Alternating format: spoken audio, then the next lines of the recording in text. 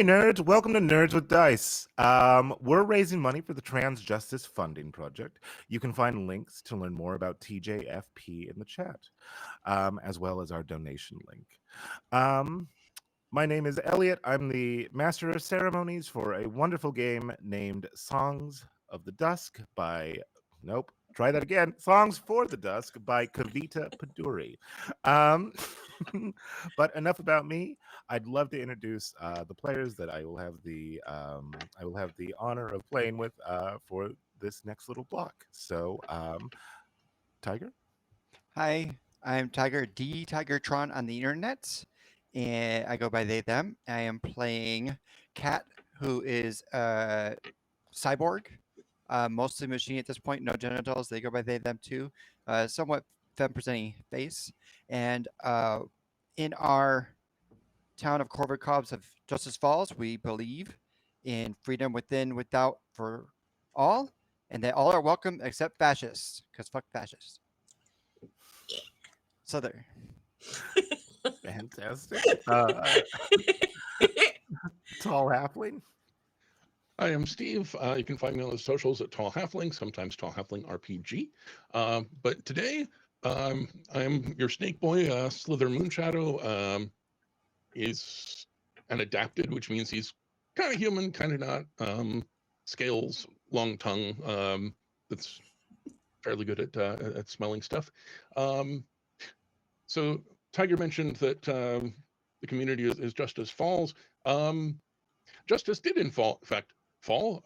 There used to be a beautiful sky city here, and it fell from the sky a long time ago and cracked the earth and broke down the city, and that's where we live. Thank you so much. Alex? Hey, howdy, hi, y'all. My name is Alex. I use they, them pronouns. And today I'm going to be playing Neo, who uses they, he pronouns. Neo is an orchard bot who became sentient after a twig or a flower or a plant fell into his housing. And he is in Justice Falls today, which has a really dope sort of river situation happening. It's on top of a crystal and it looks red when moonfall happens. So gorgeous little red river. And that is where we are going to start, I suppose. Thank you so much. And Kate? Hi, I'm Kate, she, her. I am playing Valdi today, also an adapted. She is a little fox girl. Looks like a fennec fox with big fluffy ears. And part of our little community here is the remnants of the once great cities of past, which are the leftover blinking lights and leftover technologies that we still go out and kind of harvest and scavenge and have all sorts of fun times with. And you can find me around on the socials as Antivan Ruffles. And I'll kick it back to Elliot. I'm the Master of Ceremonies, the MC. My name is Elliot. I GM for a podcast called What's Your Damage alongside Kate, releasing every week on Mondays. You can find me at, I believe, Threads and Blue Sky at Rosecraft GM because much like our community that our players have built, I believe in fuck fascists. So no thanks to Twitter. No offense. So, okay. So this is a game called Songs for the Dusk. It takes place in a world called Tamaris. Tamaris, this is post the Radiant era where everything was, probably, I think it would be safe to say that it was an incredibly technologically advanced city. However, something happened 400 years ago, and our players live in the aftermath of that great catastrophe. Because if there's one thing we know about people, is that even if the worst happens, we band together, we stay together, and we survive and eventually thrive. That is just the way it is. No matter what they try to do, they won't knock us off.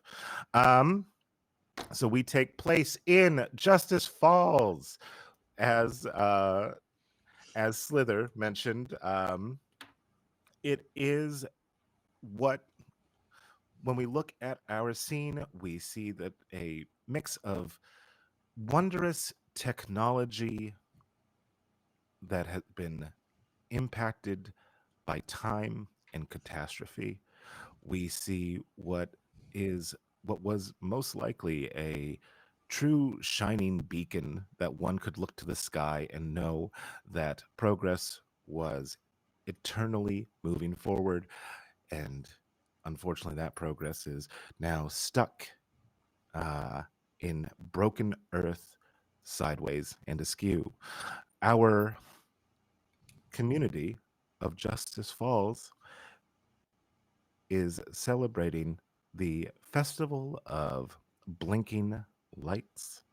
Uh, Due to the amount of tech, there is always a blue, red, orange ambient glow from this technology that, despite being many years past its prime and people having to relearn how to use upkeep, um, uh, still at oh one oh hundred hours. I think that's the way that you say it in that form. In No. 100 hours. Oh no, what do I say? Like, what do you want, AM or PM? AM. AM, like 8 a.m.?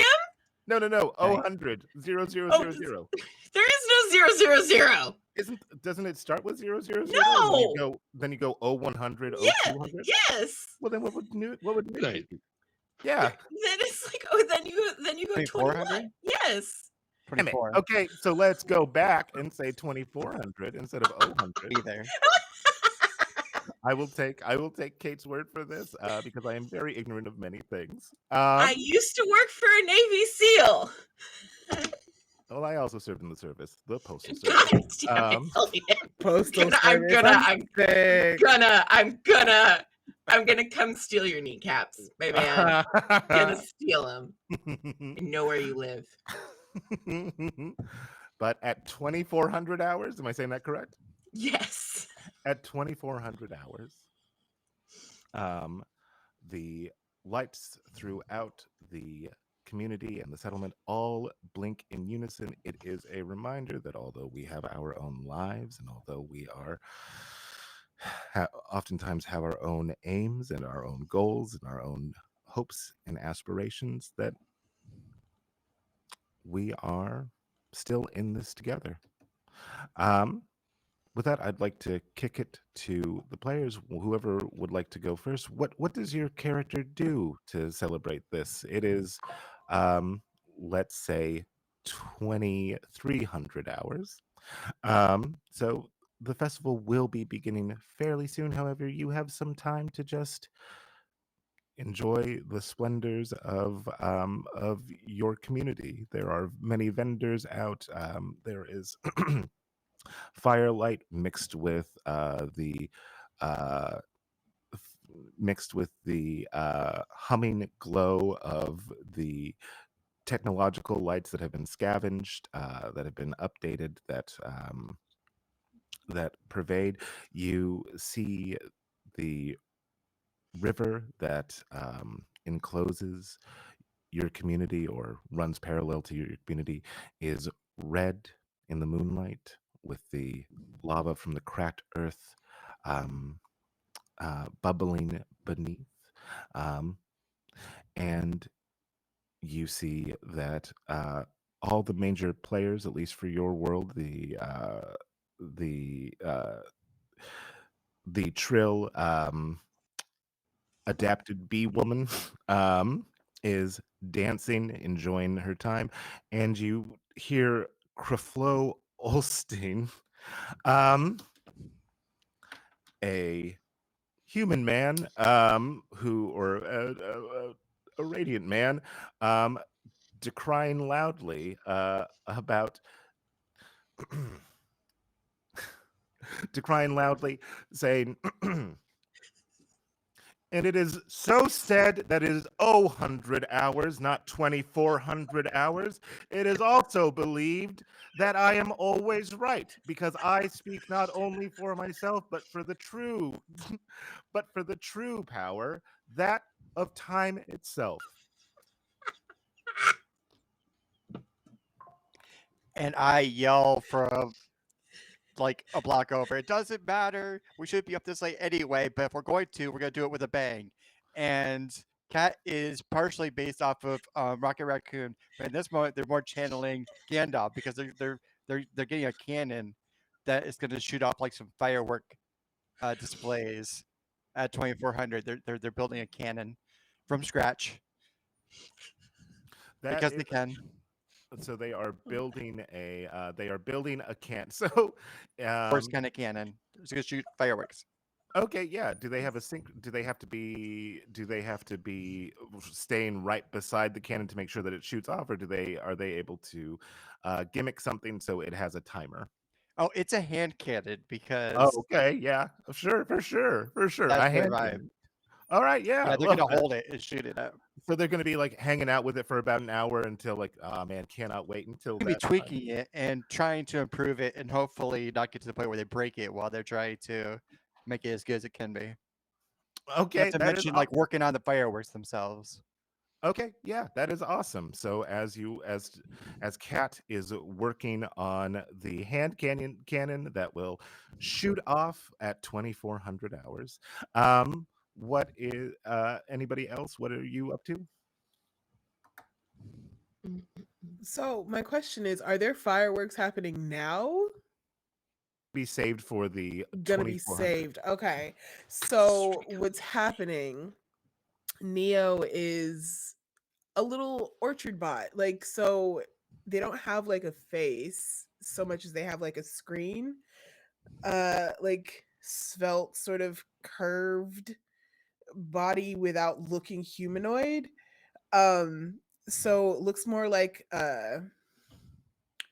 if you've seen Wally, you know the sleek robot like Eve or Evie. I don't remember what her name was, but that's what Neo looks like.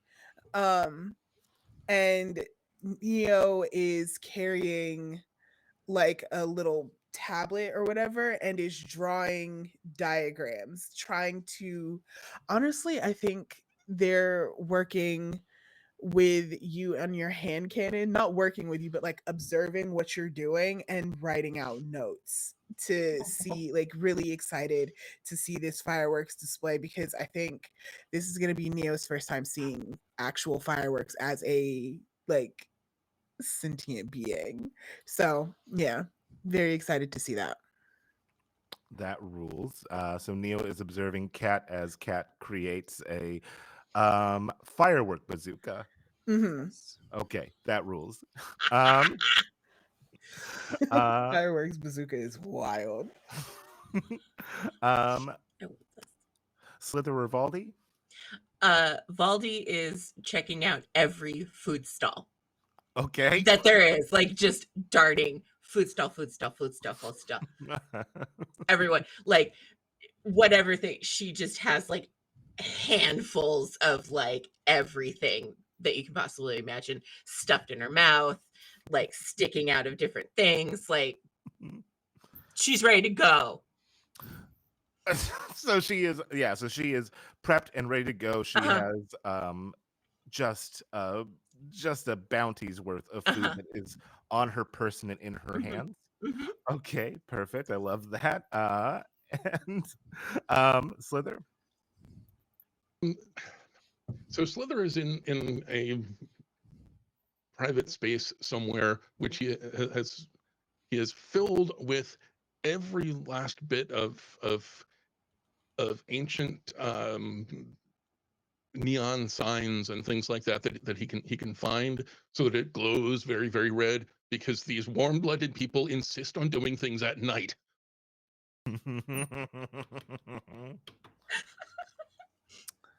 That is excellent. And Slither's backstory involved they used to be an art thief. Used to be, yes.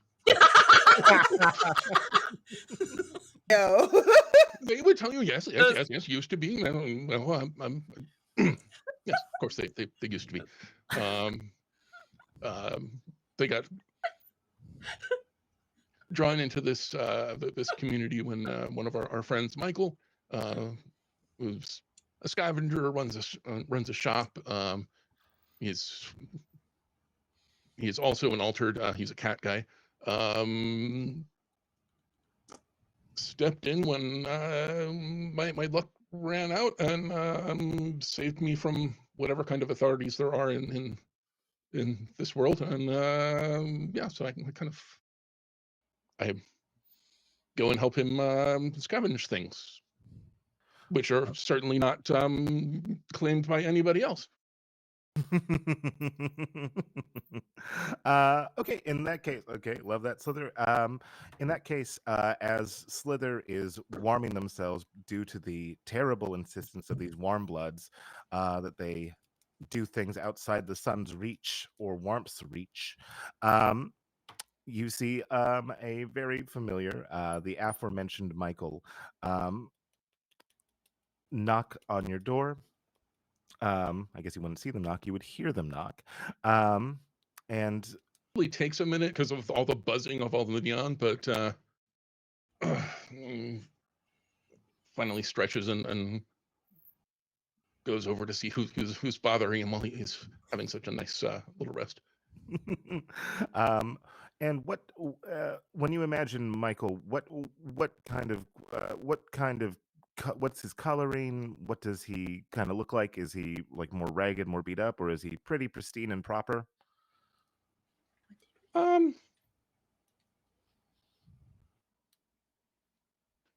I think he's carefully groomed, but he does have he's missing like a corner off of an ear. He does have history, but now he's now he's a business person and respectable about town. Excellent. So, as you check in, you can see that the light behind the moonlight behind his missing chunk. You can see the moon right past the little chunk of missing ear that Michael has as he gives you a bow and he says, "Good evening, Slither. May I?" Michael. Mm, that's is that sound not tedious to you?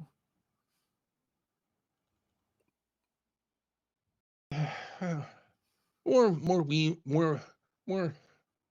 warm than tedious. Hmm.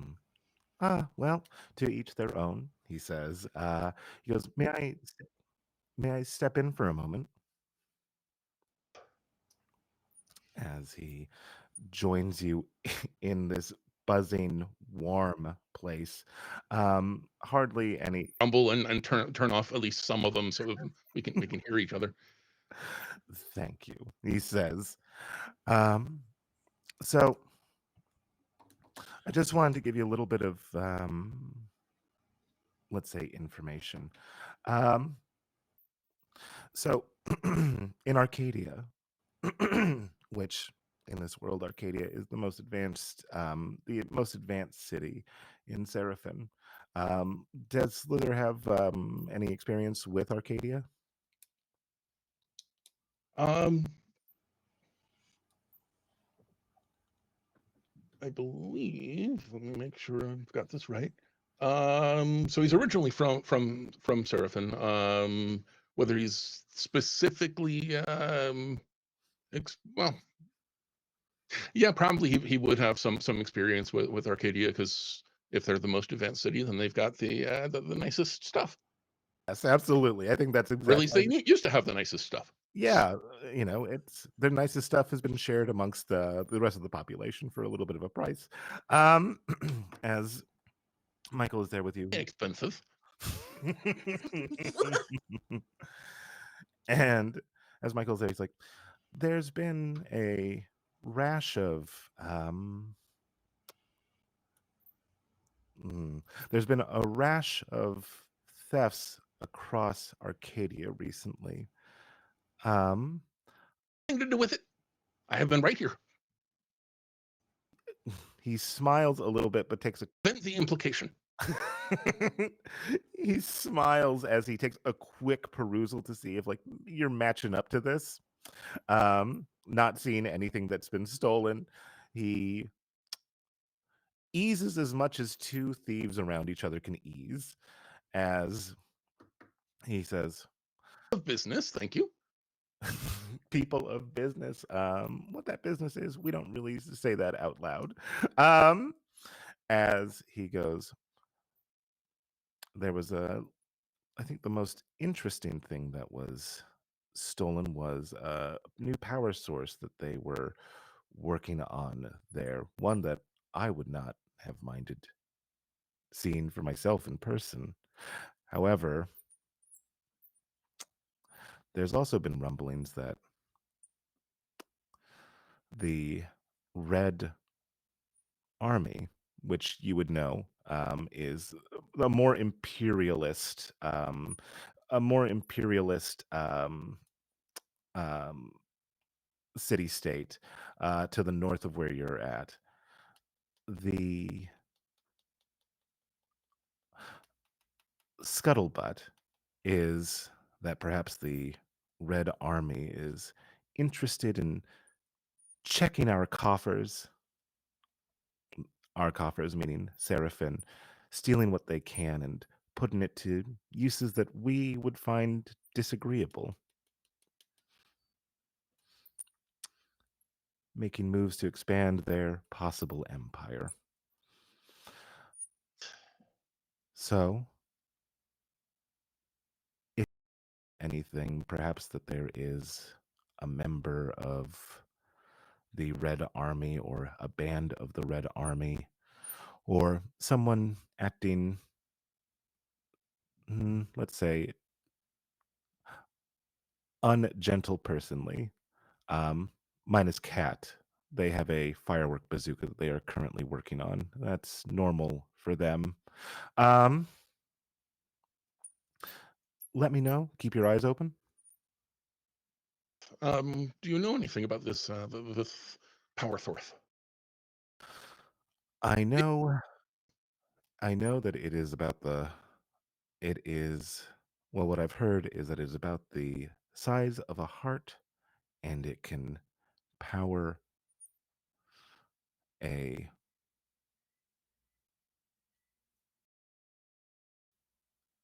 tank.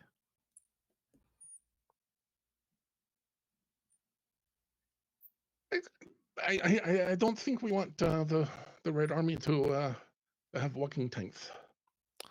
No, We can help it. no, I don't think we do. But as he looks towards the time, enjoy the festivities from inside your den. I'll be going out. I'm taking a little nap, as it were. I will not disturb your nap for more than I already have. Thank you for your time, Slither. As Michael leaves, um, is Slither going to rest a little bit longer and then go out, or are they going to be up and about now? I think they take a long, kind of wistful look at the neon lights, sort of the staring at your bed and kind of, oh, fine, and gonna go out and see if he can find his warm blood friends. Speaking of warm blood friends, Valdi, with your just full to burst with all of the foods from every place, hither and thither and slither. Yeah. Um, Cheerleader. what you It's nice. what you notice is a robotic arm reaches down and plucks one of the Nebulana fruits, Mhm, and then quickly plucks mm, another one. mm, Um, mhm, mhm. and as you follow the line of the arm, you Mhm. see you see you see a synthoid, much like Neo. However, you know this one as Stam, uh, usually hangs around Asper, but you see no Asper around. So it's Stam alone as they Mm. just keep taking some of the Nebulana fruits. Um, Is Stam big or tall or small? how tall is Neo? Ooh. Just because it makes me giggle, 5'6". Okay, so 5'6". So is that taller or shorter than Valdi? That is taller than Valdi. Yeah.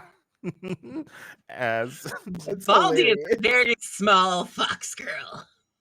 foxes are pretty small. Yeah, they're very tiny. Yeah. She is very lithe and quick on her feet.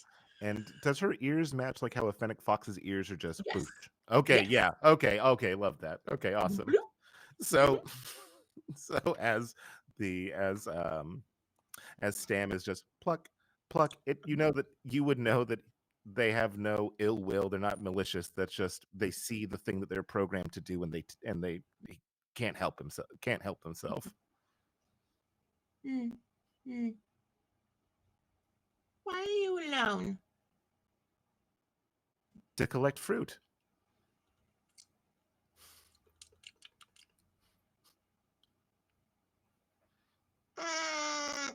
Usually you are in a group. Why are you alone? Mm, because Asper told Sam to stay. Stay here? Or did you mean to like And then I think she's just like kind of like circling around and like kind of just like looking up and down and all around. Tail like swishing.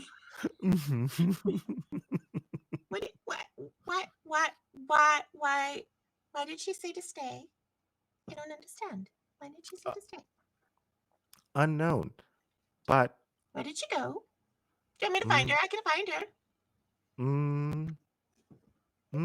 You can, and although my hums sound like this, it's a lot more robotic, Yeah. like that. That was just me humming. Yeah. But mm, uh, you can see that it. I would say that you would probably notice that what's odd with this idea of you offering Stam uh, the choice to have you find Asper, is that generally programmed to do what they do. It's pretty. What do you call it? Um, it's pretty uh, uncomplicated, right? They have a programming decision. They make the decision as they were programmed to do. However, with you offering this choice, like, do you want me to find Asper? It it wasn't programmed to search for Asper, but you can see that there is like something burgeoning under the surface. Like maybe it wants it, but it doesn't have the ability. That's not part of the programming. Right, 100%, Gotcha. 100%. Gotcha. As it goes, want fruit, as Want it fruit. takes And another. you maybe want Asper. Okay. I feel like as she was talking, like she's facing, but like one ear is off, kind of like listening a little bit, like just like halfway. So like, is there any like sound like around of like that might be like Asper's voice or something that's like different, like in the general vicinity? I think that's a great instinct to follow because of your gigantic ears. They have to help you. They have to help you find this. I would say that you do hear you hear somebody mention the asp. You hear somebody mention that syllable, and you were able to detect that it is part of the crowd that has now gathered around Kat and Neo, just watching this bazooka firework get made. Um, as with all my like things of things and sticking something else in my mouth, and I'm just gonna toddle on over to them. as you toddle on over, I think you would also notice that I think that this is probably where Slither would see Neo and Cat. However, Cat, Neo, you've now look, I'm not gonna lie, I didn't have in my notes that there would be a firework bazooka. I'm glad that it exists. It's gonna draw attention because it is such a crazy cool thing. So I don't know if either Cat or I don't know if either Cat or Neo have quote unquote stage fright. But if you did, you would have a big enough audience to give that. I'm seeing Cat shake their head. Love that. This is where I Neo get doesn't have stage fright because Neo doesn't recognize that all the world is a stage and there are people here happening right now. Neo is singularly focused. wow. Okay, yeah. So then in that case, Kat, what does it look like to build a firework bazooka? The bazooka part is basically done at this point. It's I have all these spare parts, and so the it itself is not going to shoot anything. The rockets are going to do their own thing. I'm just going to drop in the rocket once I light it. The rocket, drop it into the thing, and then the rocket's going to do its thing. So it's not much more than a cylinder of metal with some handles on the outside.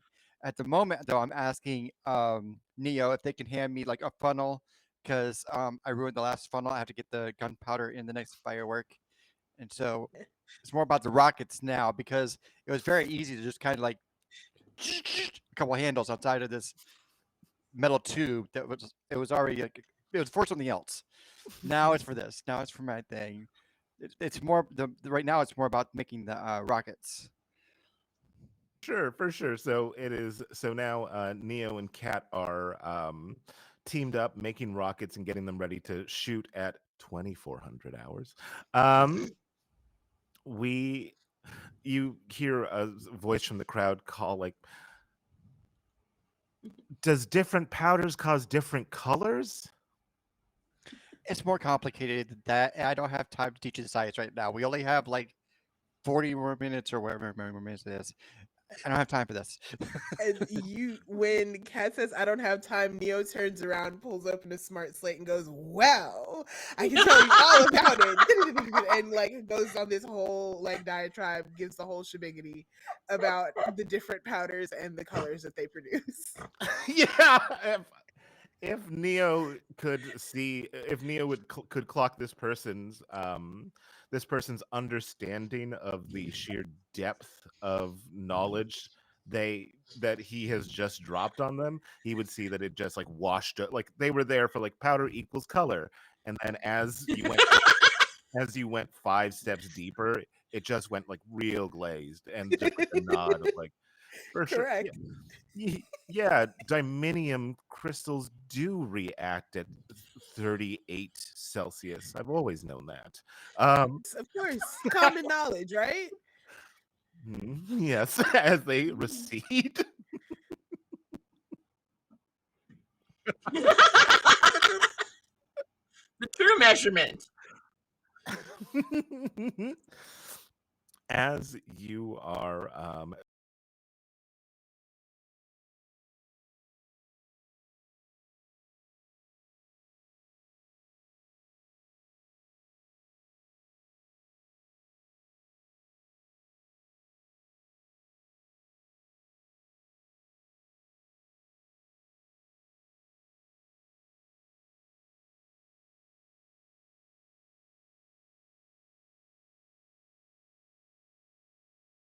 I noticed everybody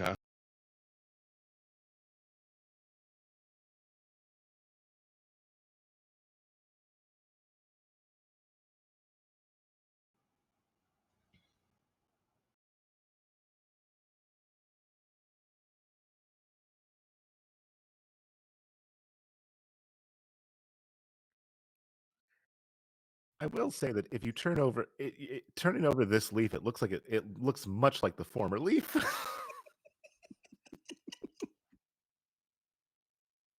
wallets and the you know, the tools and oh the Night Watch badge.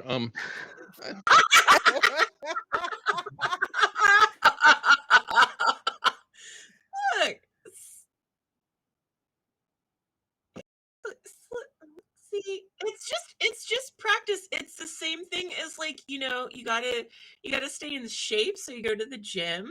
It's like exercise.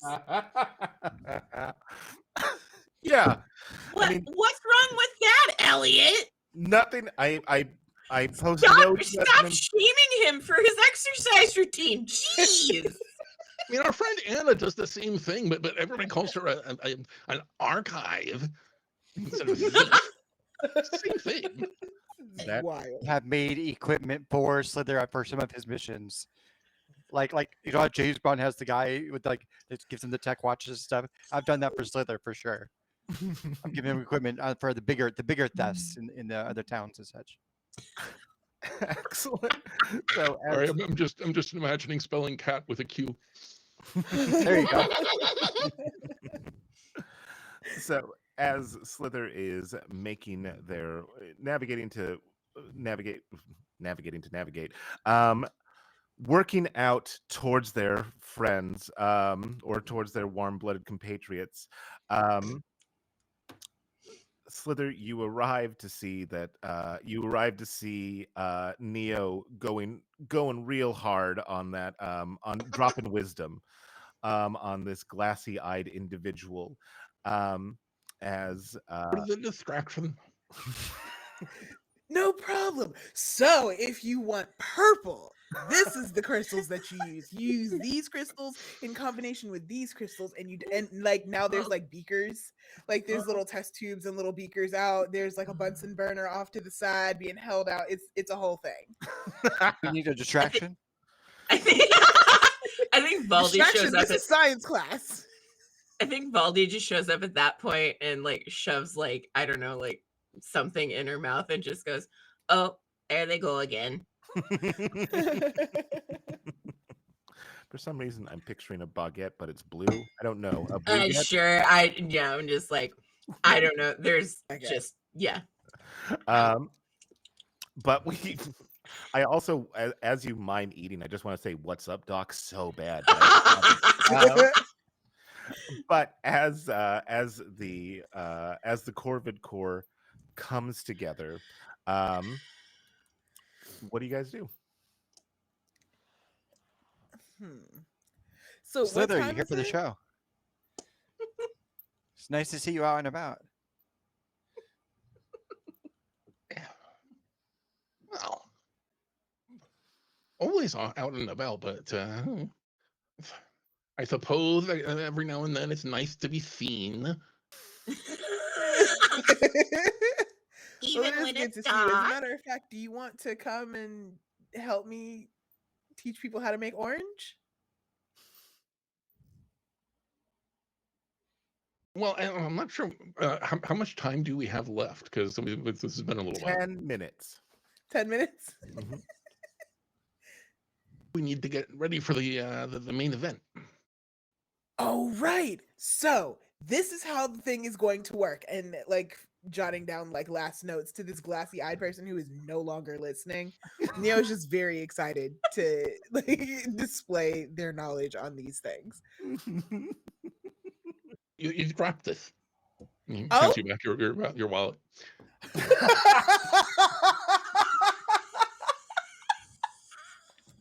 Hey, yo.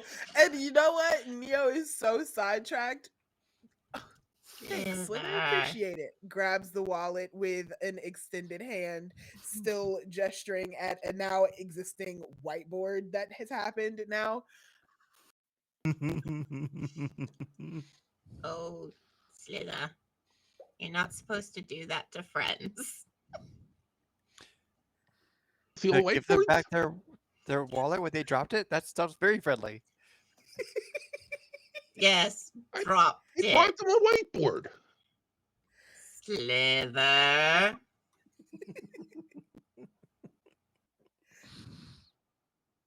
What did you do? Really? What did you do? I was being helpful. Sure you were. New news we should talk about, but after this event.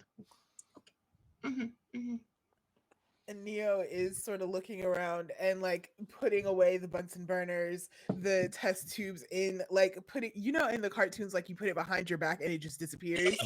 The same way that it came out, like he pulled it from behind his back and it came out of nowhere. Yeah, puts it back in hammer space, I guess. Pocket dimension. Yes, in an alternate dimension, wheels the whiteboard off screen and then like comes back. And it's just like out in a field somewhere. And it's like, so the main event is happening very soon. Should we get a countdown? And it's like way too long for a countdown. It's like 60 seconds instead of 10. Where's my lighter? Where's the welding lighter? Slither. Do you want to do the honors? See, Slither. That's why I said you don't do that to friends, Slither. Onto that for me. Keeping him on his toes. I'm on our toes. Sorry. And so with the countdown going entirely to 6, you can't count down from 60, but with the 59. 58. Neo just keeps going. Yeah, and I like to imagine that Neo would be just as enthusiastic for every number. Very that. It's the worst version of 99 bottles. Yes, it is. Yes, it is. The longest minute ever. We're like, oh. Oh, you're still going. Really? Yeah. Oh. You do and you want to set it off here, or do you want to like try to find higher ground, or is where you've created it the place that you're going to shoot it? Yeah, no, I'm just gonna shoot it. It'll get high enough once it gets out of the cannon. Okay, perfect. So as the timer is going down, 49, 48, the I feel like I get impatient at like 29. I'm like, screw it. You're shooting. They're like, I have enough stuff to go for the amount of time. It'll be fine. It'll still be going off once you get down to 0, Get down 100, to or 0. 2400, or however many 100 hours there are. And you shoot it off, Neo is still counting. Yes. Wow, this is phenomenal. So we have Kat, who's gotten impatient, has started shooting early because like I have enough rockets for this. And Neo is just like, I just love counting 27, down. 26, 25. Ooh, look at that one, guys. 24. And as this is happening with the so Kat, tell me what it looks like when you shoot the fire. Like what do they do? Is there anything special about these fireworks in particular, or does it look like how we imagine fireworks? Like when Kat is shooting it, what do they look like? What glow do they give? It would look like traditional fireworks the way we think about them, but because it's Pride Month, there's one for each. There's trans pride, there's bi pride, there's asexual pride, there's just a rainbow. The rainbow stays the longest while the other ones are going up around it. Okay, that rules. As worth mentioning, perhaps one of our specialties as a crew is anti-graviton engines. So yep. it floats up there and rather than one big boom, it's kind of a platform. What about instead of like a firework coming down, firework goes up? Oh, because of the anti-gravity thing. That's good, Slither. Yeah, I like it. Yeah. So this, I mean, like, let's be honest, that's fucking rad as hell. As these fireworks are sounding off, exploding in the sky, and going upwards instead of downwards, and Neo is counting 17, 16, 15. We're so close, guys. Wait, Neo, 14. when you 13. get to 0, do you start counting back up? Maybe. It's possible. -1, -2. Also possible. Oh, no. At Neo's count of 5, you feel a sudden rumbling under your feet, and you followed quickly by a kukunk, kukunk, Oh. as you watch four, three, as you look to the horizon, cascading in the lights of all of these beautiful pride colors. Um, you see on the horizon, or at the outskirts of town, you see what can be best described as, who here knows what Baba Yaga is? Ooh. Okay. I don't like it, Elliot. Elliot, I don't like it. You see something that it Chicken legs? yeah, you see something that Mhm. like that you see like a mechanical version of that, where you see these legs with three toes, with three mechanical toes. It is all metal construction. However, it has that sort of sense of the Baba Yaga's house, with those strong legs, and a torso that is very angular and boxy, and has an enormous amount of seemingly malfunctioning at this time armor, or cannons, not fire, the not of the firework variety. You can see that it is, instead of like standing straight and walking, normally, or with a more standard gait that you would expect, it's kind of leaned, and there is a little bit of there's sparks coming from what we would term the right knee, um, as it is seemingly drunkenly, um, careening towards the town. One of the vendors, the vendor of the blue baguette, um, their storefront gets their stall gets crushed under this foot, as this thing seems to be moving out of control. Valdi, Mm. with your incredibly big ears, what big ears you have. Um, My keen senses. with your keen senses, you can hear that there's somebody, maybe in the whirling girling. I don't think that works, Whirling but dervish. in the whirring and the mechanical gunk, gunk, you can hear a voice, a very small, panicked voice inside. Oh no. Um, Oh no. Notice this coming towards us? I, unless you, yes, I would say you would absolutely notice it. Yeah. Something like, it's not even my birthday. Y'all got me a new house. This is awesome. It's a fixer upper. I can manage. I can manage. I put the gun down. I start running towards. I'm gonna go Gonna really operate quickly on this thing. give the world's fastest info dump about weird battery walking tank. Oh Oh, wow! Red Army. oh Oh. no. Definitely, No, this is not. definitely. That's Oh no, ours. no, no, That's definitely ours now. Slither. no. So, like, you've had a lot of practice with this, right? Is there any paperwork, or we just go take it? Like, how does this work?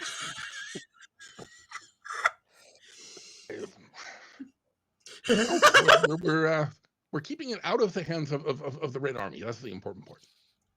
That's ours now. That's definitely ours now. We just gotta stop it from trampling the town, and then I can soup it up. We'll turn it against the Red Army, especially if they come to town. So, Yeah. If you so were building that, where would you put the battery?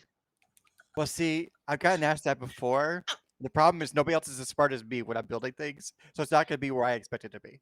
I think we should focus on the problem at Yeah, Is this let's Radiant let's era technology, this house?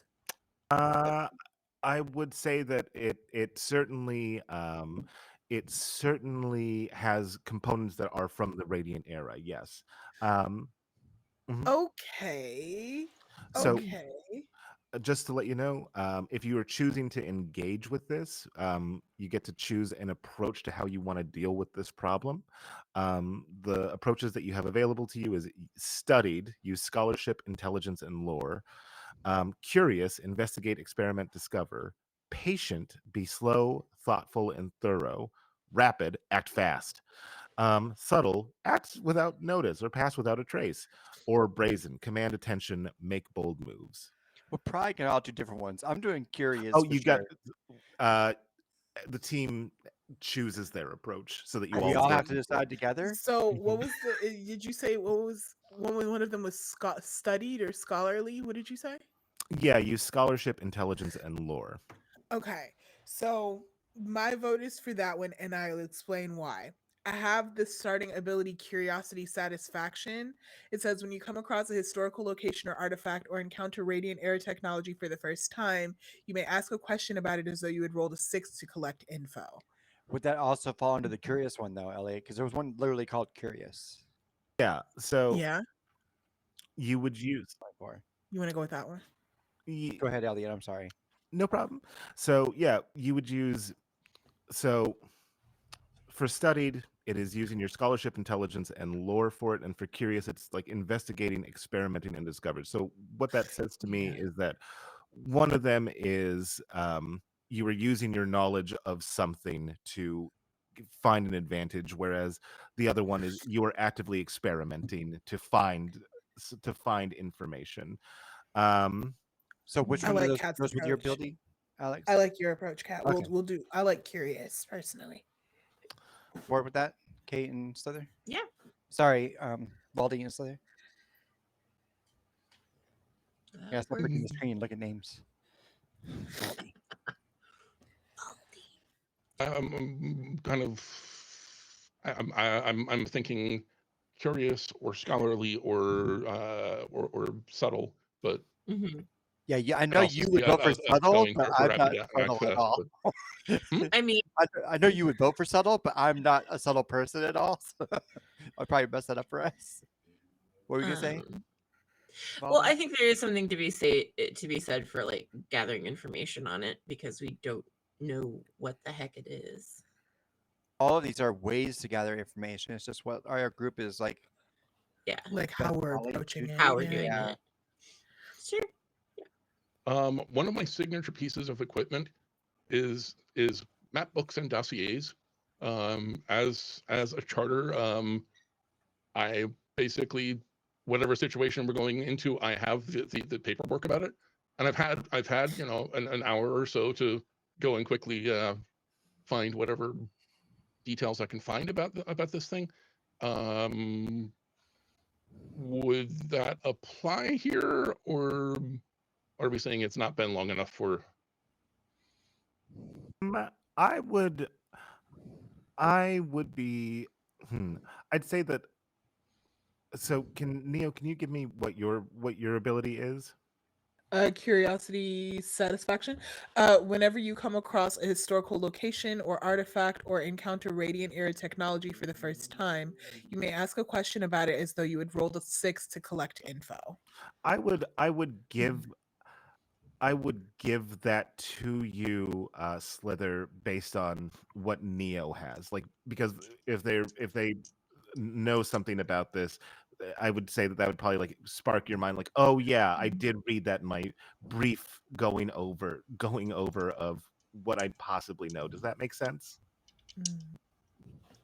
So maybe there's a way that our group works because obviously as players we're just now getting used to this, but our group has worked together before. So I Yeah. almost feel like Neo is let's get information on this new situation we're in, and then Slither can be like, okay, this is how I can use this information, and then Mhm. obviously I'm more of a hands-on person. Um, what about Valdi is lithe Baldy, and quick on her feet. Hmm. So Valdi, a hands-on kind of person? that's what it gives to me, but I don't know. What do you Hmm. feel? I mean, that sounds good to me. I mean, Valdi is more of the like you're out in the wilds and gonna get you Got it. places. Oh, okay. Valdi is our rogue or our Hmm. ranger. Ranger, Hmm. yeah. Hmm. Okay, so On second or third thought, I'm coming around to curious. Partly because we know that there's somebody inside who doesn't seem to Yeah. be in control. Yes. And To me, Valdi would this have isn't quite noted as that. straightforward as we thought. Yes. Okay.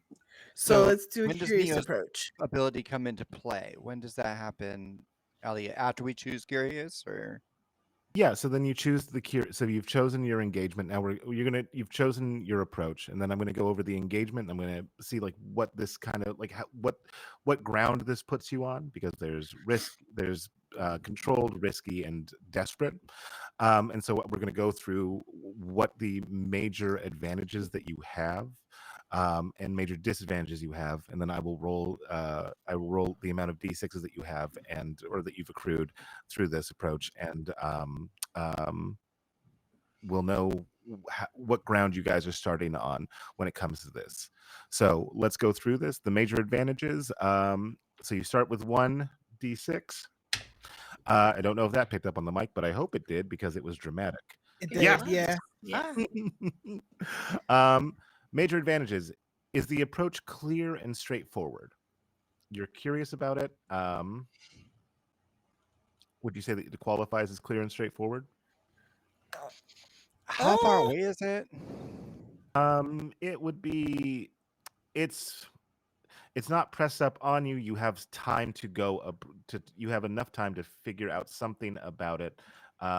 So I'd say that it's on the outskirts of town. I imagine that you were more in the center of town, so maybe maybe like 3/4 of a football field away. You said lights Okay. go off and then back on again. So are they back on again? Can we see it with the lights of the town, or Yes, and you do see it. Actually, let me put that at like about 25, a quarter of a football field. I forgot how big football fields are. Yeah, you do see, as the lights flicker of the town and everything is synchronized and blinking, you get a pretty good view of it. Yeah. Okay. I think it's pretty clear. I would say, Yeah, it's clear what we're looking for. Yeah. yeah. Okay. If the approach exploits something specific about the mission's circumstances. Hmm. Well, We don't know what the mission is. It's kind of yeah. happening to us. It's kind of their mission, isn't it? Like, Yeah. But your We do mission. know, and we've got like schematics of this is a walking tank. There is a heart-sized battery in there. Right. hey, that We since know we are something's going on. magpies, this is kind of up our wheelhouse. Since Mm. we're all about interacting with technology. Yeah, I'd agree. So that puts you at 3D. If a third party's actions would benefit the crew's approach, I don't think you really have access to this one. There's nobody here for that. If a friend, contact, or community help member can help with the mission, I'd say probably not again, because this is kind of focused on you guys and the person that's trapped inside. For each relevant foundation or ability. So that sounds to me that Neo's ability, right? yeah. So Mm. I would put that as one of them. Um, Foundations is Difficulty? back chatter network. Would that include what I heard earlier from yes, Traffic? Yeah. yeah, absolutely, that would 100%. Okay, so now we're at 4D. Smart. Anything else that you can think of? Uh, Hmm. so we do have the back chatter network. We have curiosity satisfaction. I think that's all I got. So in that case, we're going to look at the disadvantages that you have. Please feel free if you continue to see anything. If the approach is complex or relies on many factors, if the approach is clear and straightforward, I don't think it can also be complex and rely on many different factors. That doesn't make sense to me right now. Yeah. If the approach is impeded by something specific about the mission's circumstances, since yours is to stop this thing, heated by, I mean, I suspect you probably don't. You want to keep the person inside alive, maybe. At Yeah. least. Yeah. It's the goal. So that might make it a little bit like, instead of like shooting a firework rocket into the chest of this thing where the person probably is, I think like that might be a bit of a disadvantage. If a third party's actions would hamper the crew's approach, No, nothing there. If a rival or enemy is interfering with your crew specifically, not at all. For hidden complications relevant to this approach, and I will answer that one quietly and to myself. Curses. Okay, so Best. I'm not sure that's a good or bad sell, but Right, like the MC laughs like that. Yeah, Chat, yeah. chat, was that a good laugh or a bad laugh? I don't know. oh Gonna yeah. gonna be real, guys. I've played with Elliot for like 2 years. A lot. I don't know. I'm a little stinker. Yeah, it could go either way, Hey, guys. yo. It could go either a way. little stinker. I'm sick. Okay, so okay, so here's what you have. Um, I rolled a 1. Love that for you. I rolled a 5, which puts you, risky. And then one more advantage for you guys. You rolled a 6, so you are Cool. starting from a controlled position. So you have the perfect opportunity. You're exploiting a huge advantage. You're set up for success. Potential consequences include minor harm, reduced impact, a minor complication, or loss of control as you shift to a risky position. But you are starting with the most control in the situation. What with Neo knowing, like figuring out, like, oh, this is radiant technology, communicating that to Slither going through the quick study that they did in their buzzing warm palace, Cat just being ready to go, and Valdi hearing that there is somebody who is not in control, that is that you should be aware of. So I would say that the things that you probably know about this, is that that right knee joint, pretty bad, pretty weak right now. It can probably be toppled from that. You would also know that this is Radiant era technology, and we're just kind of you guys are kind of in the heart of the Radiant technology. It's a little bit battered and bruised. So you know that there is probably, most likely, a power source in the internals of this, in the box shape here. You would know that Slither would have gathered that the that something like this probably requires at least a fragment of the new power source to be inside there. And wouldn't you know it, Valdi, as the um, Cat, real quick, choose the ambient color of a flag that cascades down on this creature, and that's the lighting that Valdi sees. A little crack in the The housing. casing. Yeah, Yeah.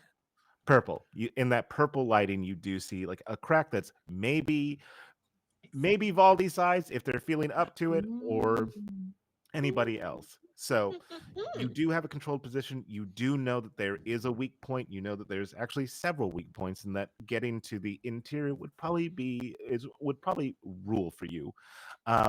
So when you have a controlled position,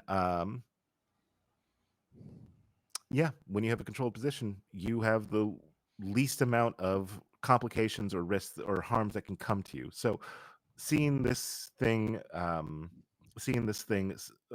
clambering forward, noting the multiple defects in it, there is no turn order, just turn as you feel.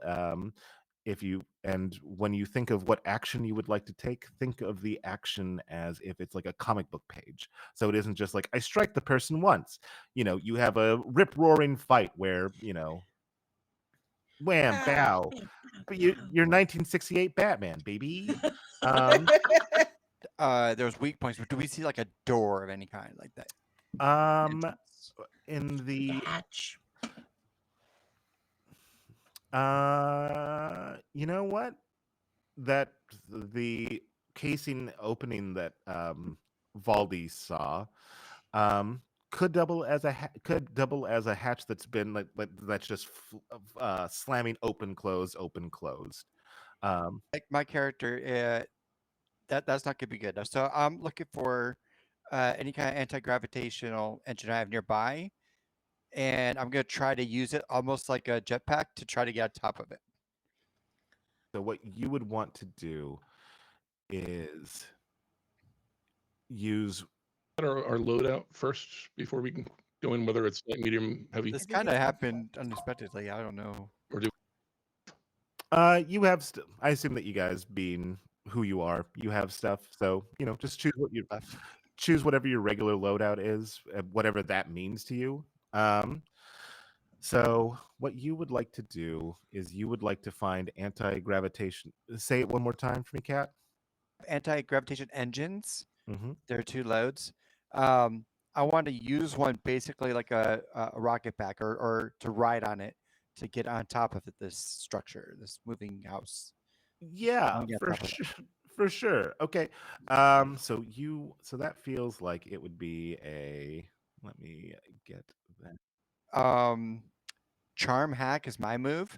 You may push yourself to do one of the following: instantly repair or sabotage technology in the immediate area, mystically assemble new technology from available materials, scrap, and old tech.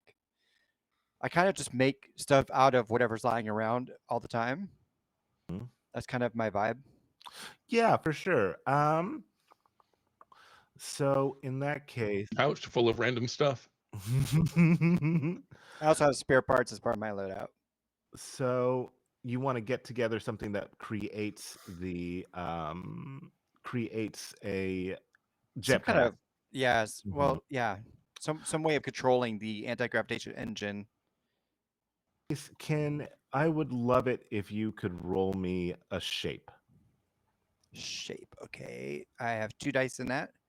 2 dice, and then you can also add a harmony if that's important to you.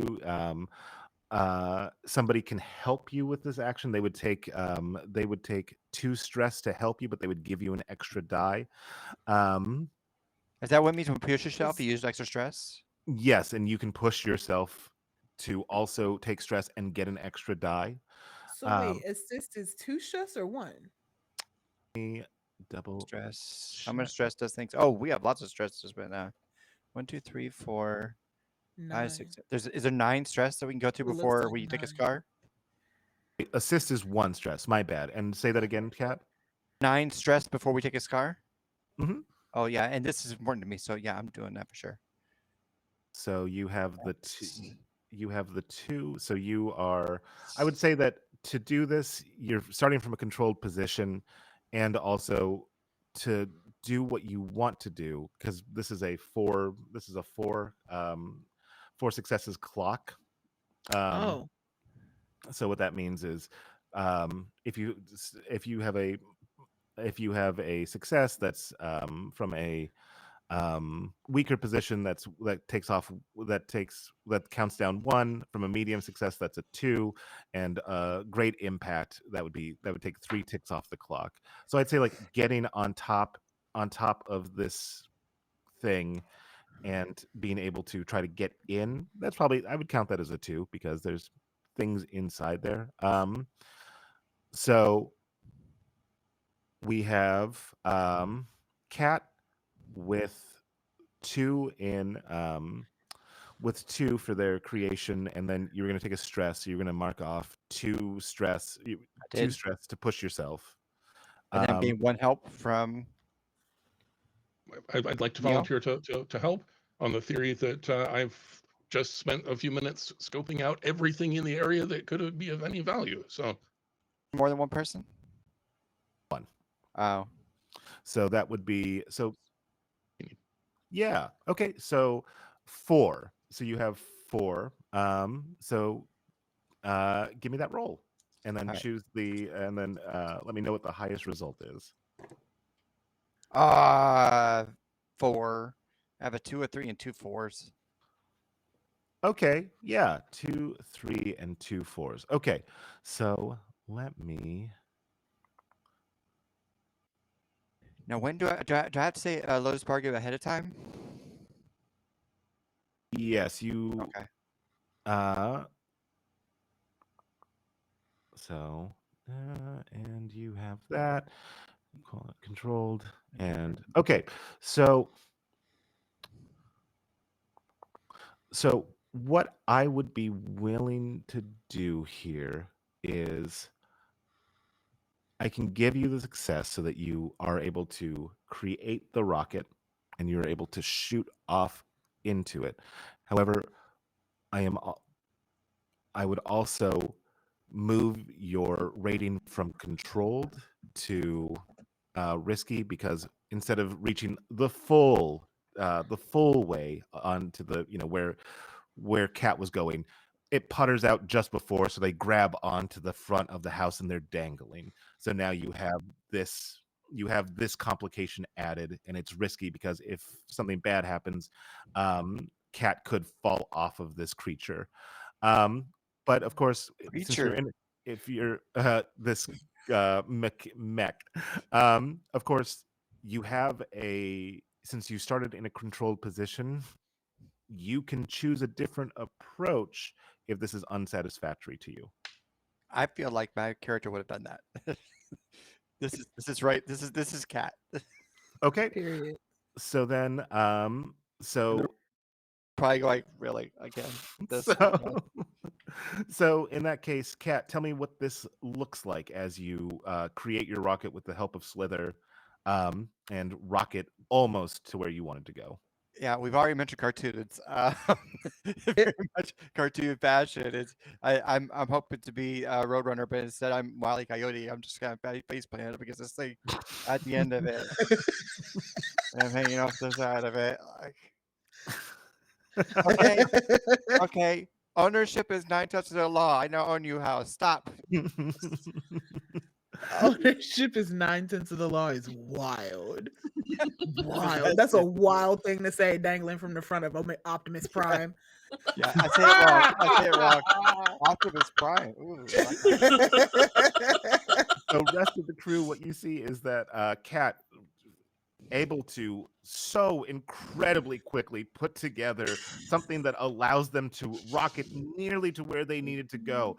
And you see the sputtering happen just before you're like, oh no, oh no, oh no, as it gives out, but they are able to reach their hand and grab on as they hang and swing from Optimus Prime, as somebody very brilliant just said. Um, as they are swinging on the front of this mech. Um, you have the situation, you're much closer to where you know that you need to go, but you do have the person that is there at risk as this thing lurches forward again, breaking another stall. um so what would the rest of you like to, or what ideas do the rest of you have for this? So I kind of want to get on the back of it like it's a rodeo and like go here, like heel, stop, whoa, like that kind of situation. Um, and I'm not sure how far I am from this thing, but Neo sort of like doesn't have legs, like Evie, right, from Wally, so Mhm. close.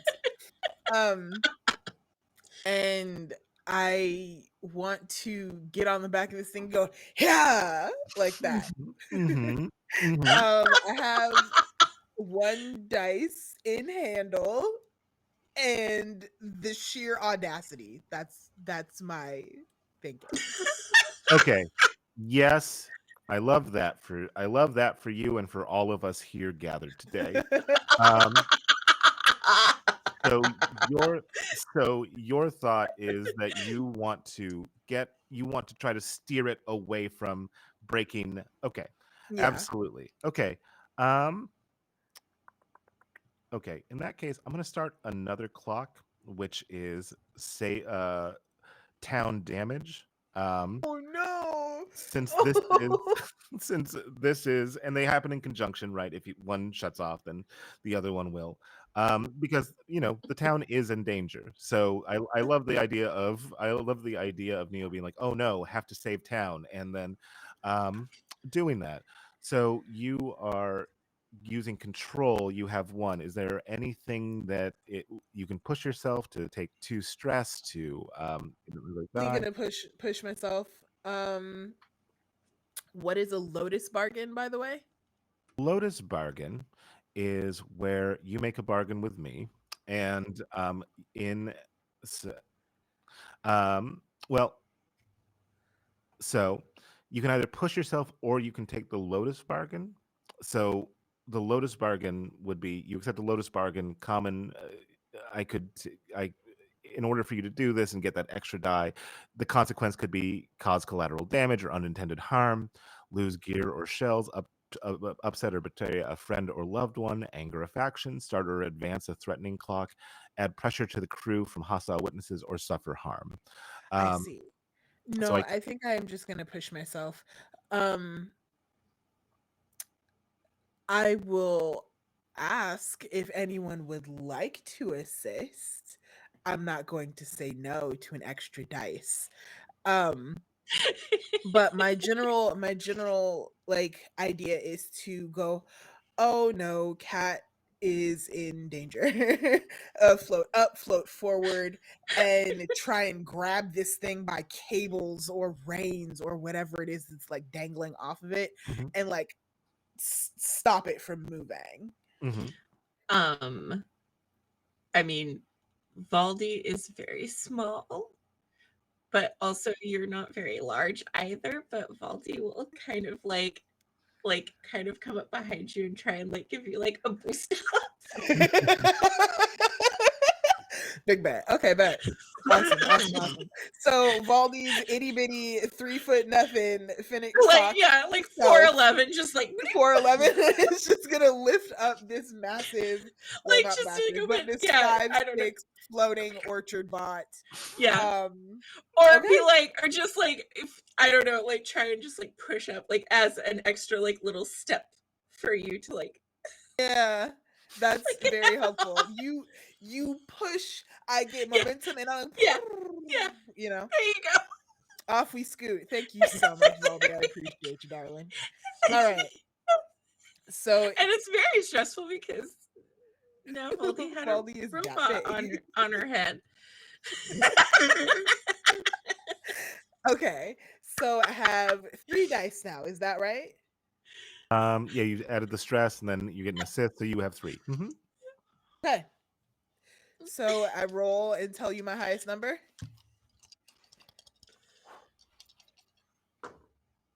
6. I got a 6, a 5, and a Oh, 3. wow. Okay, so with a 6, that's pretty great. So that's a crit. Yes. Um, and let me just double check something here. So you get a full success. So you are able to do exactly what you want to do. Um, and so that is with with Valdi's I help. knew you would do it. I knew it would I happen. was thinking it. Yeah. With Valdi's help, pushing you up as far as um, their small frame can. So that's 4'9", 4'11". Mm. Yeah, Um, something like kind of that. With the act ears. with the Mm-hmm. wow. So even So tinier. they're actually 4'9", but with the ears, it's 4'11. Yes. Got it. Yeah.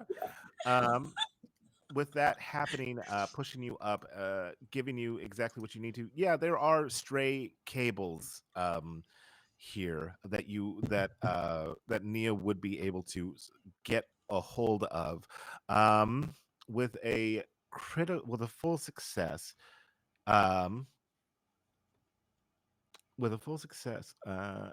Yeah. Sorry, a critical success. You didn't get another 6, right? You rolled one No, 6. I got 1 6. Okay, yeah. So this is the full success, and then a critical is if you get 2 6s. 2 6s or more. Yeah. In that case, yeah. So this goes exactly how you want it to. So you are able to get the reins and direct this thing so that it's not lumbering or stumbling. It it sh- it it's I think more than like your sheer strength moving this thing, it's that you are like disconnecting a couple of sections in it that are causing it to slow down and like not stumble one way because like a servo there has gone down. So it's now stumbling but much slower and slow enough that Cat would be able to scramble up should they so choose. With that, we mark the 2 there. Um, with that, what do we Valdi or Slither?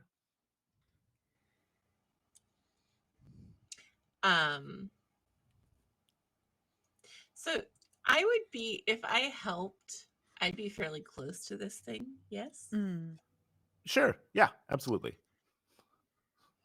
And He you also said said there's a small hole your size underneath it. That would be the smart thing to do the whole time.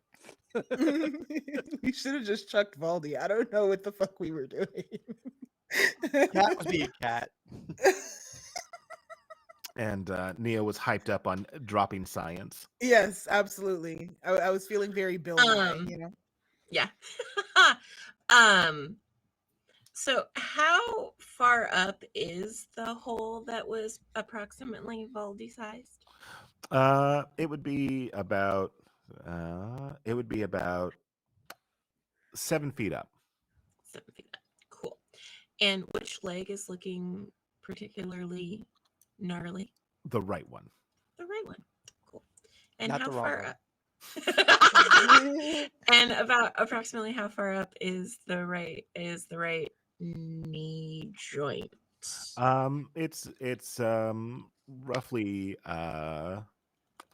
it would be about 6 feet up. Okay. May I take out my rifle and try and shoot the knee socket joint thing to take it out? Yeah, absolutely you are. Yeah, absolutely you can. So that would be that would be I think that would be a clash with unless you have a skill that you're using. Well, so I have Seventh Sense, which you understand the world around you better than most. You generate harmony on risky rolls. When there's a question about who acts first, the answer is you. One of my, let's see. So I don't know if, and I have Trace, which I think is what you use for this.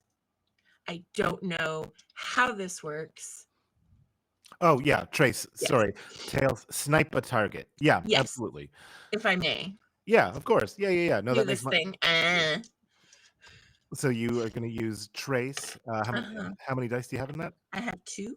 2. Okay. Do you want to push yourself or try to? I will. Yes, I will push myself. So then I take 2 stress for that, or I can take 2 stress for that. Mm-hmm. Okay. I can do an assist, like move.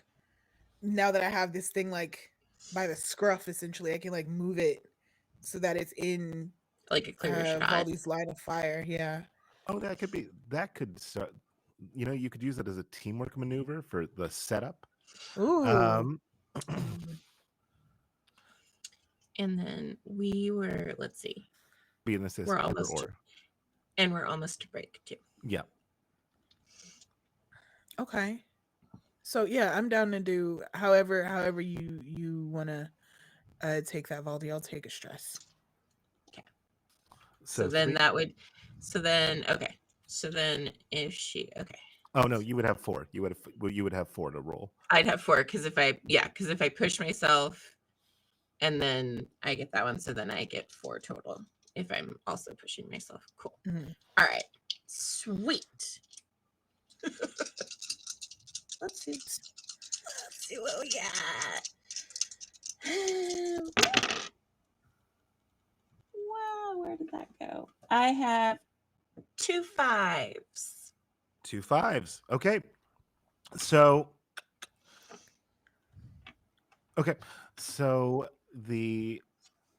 you get a success.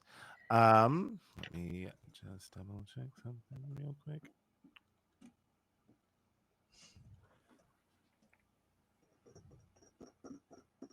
So you get a mixed success. You get your you get to do what you were trying to do. However, there's a trouble or a harm or reduced impact. Mm-hmm. So I would say that you've targeted the weak spot. That's great. The the trouble that I would cause for you as a result of this um, Mhm. is a because you shoot it out, there is a large spark which catches a nearby stand. A nearby stand starts to go alight due to the Ooh. spark Oh and the thing no. crashing down. So that would be the trouble that I would assess. You can resist. No, you can't resist. You can resist that if you'd like, I believe. Or yeah. So, but it would bring it down, and I think this would take care of your problem. There would just be that last hanging problem, Okay. or the Above table, you'd play a smart, doing great in character. Stop shooting my house. What's that now? And this spark that goes off is just like for the Cabbage Man from Avatar: The Last Airbender. My My cabbages! Yeah.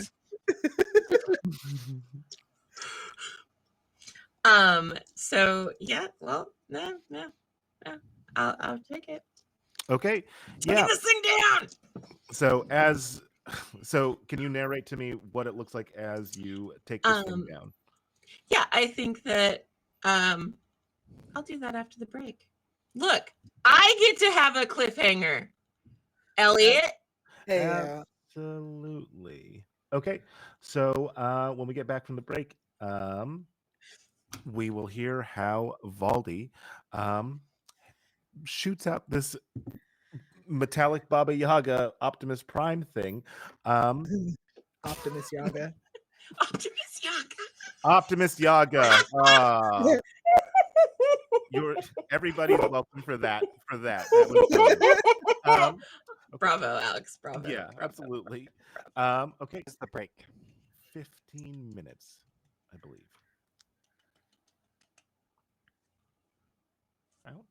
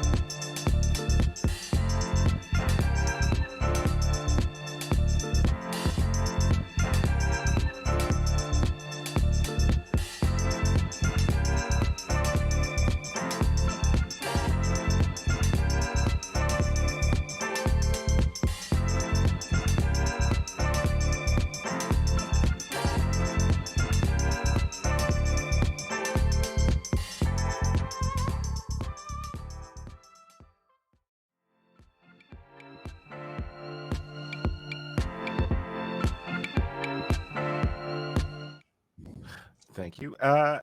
Hello, we are back from break. Hope you have gotten yourself some refreshments, maybe some pot stickers. When last we left our heroes, our scavengers, our magpies, they were under the town was under attack by a Optimus Yaga, mechanical Baba Yaga. Um, Cat had precariously landed themselves on the front of the housing. Um, we had Neo riding that Bronco, and we had Baldy, not the Baldy, shooting out the Wait. knee, Johnny. So please, Sweep the knee. so Baldy, please tell me what that looked like. Well, so Valdi, I think this entire time was like, my snacks. Oh, dropped everything. And after like boosting Neo up, was like, I just the thing I could have this whole time. And I like she has this like rifle that I like to think is just about as big as she is. Mhm. Correct. So, and with Neo on the back, kind of like guiding the Optimus Yaga to get it situated enough so that there's an opening to that, like facing, so that's facing right, and like showing a little leg to Baldy. Um, she gets this like huge ass rifle off of her back, and she plunks down, like squats down on the ground and just lines up this shot, like traces it for a while, and just gets it. It's like not dead center. She's a slightly better shot. And hits it, has the unfortunate problem of creating a spark with that, which then creates the fire that alights the that alights the pork cabbage vendors, um, stall on fire. And then, but as that is also happening, our Optimus Yaga knee shoots out, falls down, and crashes in just such a way as Neo is riding it down to guide it so that it does not crush Neo or Cat while they're on it. Right. Well, yeah, Neo can float, so I'd be kosher, but you Yeah, know. but yeah, perfect. leaving those two fine. Yeah, as this comes crashing down, you any of you who aren't floaters can just feel the sheer weight of this. You see the with it down, Slither and Valdi. You can see like the sheer amount of armaments that this thing has. Like if this thing were fully operational, if this thing weren't in such disrepair, if it wasn't, yes, Cat. When this thing is fully operational. Period. Period. We have when coming 2026. Or of this fully operational Baba Yaga. He said coming 2026. That's so funny. This fully armed and operational However, Optimus Yaga. yeah, you can tell that if this were in the wrong people's hands, this would be an instrument of near total destruction. Not in the wrong hands. And the cabbage vendor would like a word. It's all I'm saying. Listen, we're not the fascists. So Yeah. we're not the wrong hands. I mean, yeah, I mean, and the fact that this creature is, I mean, none of you have built this, I don't believe. So somebody with perhaps more with more malicious intent has created this thing. As Cat, you can hear a small voice from inside the cabin just go, ow. Slither, is there anything that you would like to do as this thing comes crashing down? Yes. So Slither, being a snake, through his tongue has a very intense sense of smell. I think as important as That's only the internet now. as you know, Optimus Yaga is, I think he is being personally offended by the stench of cabbage starting to burn.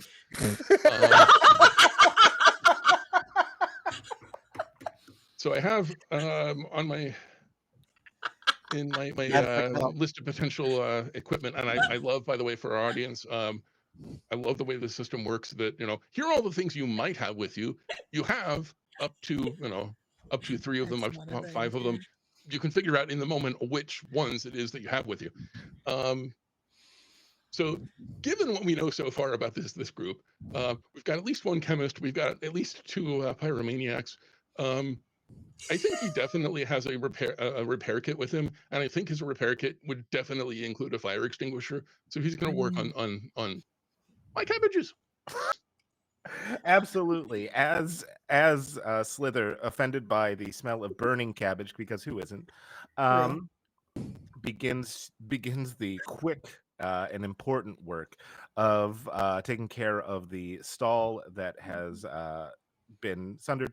Yes, that completes your circle for the town. That you've stopped the town. There's been loss of a couple of things here, but you prevented further damage from occurring, which is hugely important as Cat dangles from the top of the chest of the Optimus Yaga, and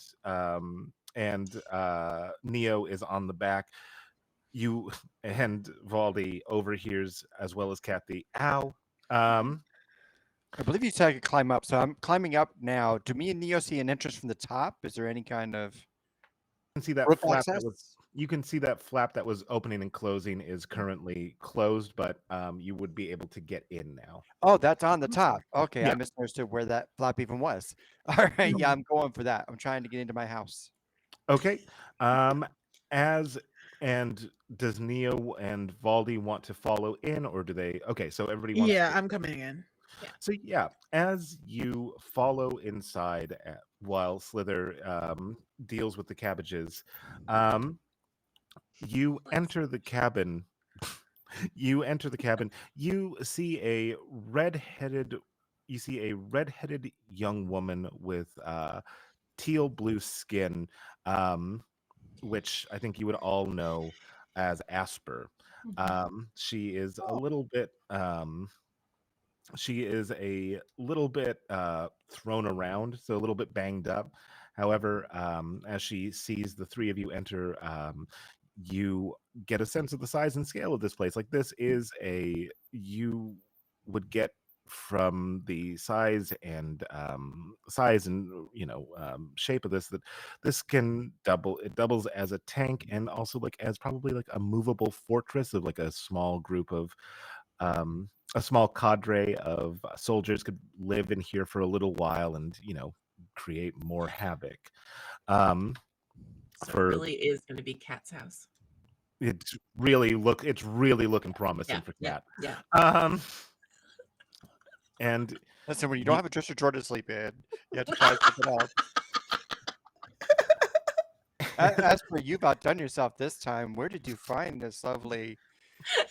What do we even call this? Mojo Other Dojo than my Casa house, huh? Mojo Dojo Casa House. Mojo Dojo Casa House.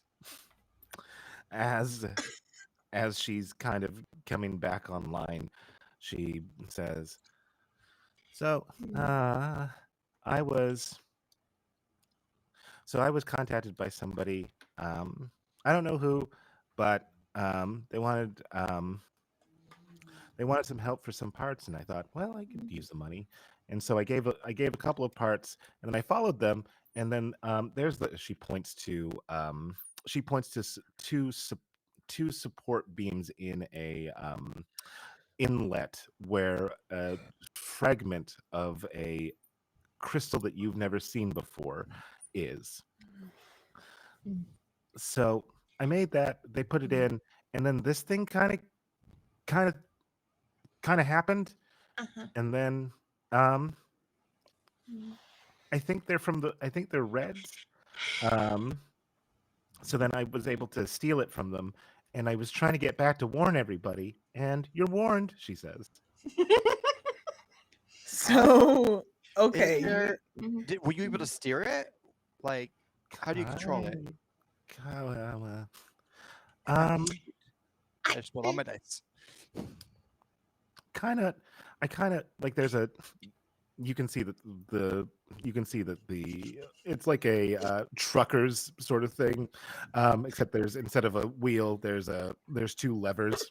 Unfortunately for her, it's too tall for her, too big, so she could only like kind of do it one at a time. That's Mhm. probably why she was not good at driving this thing.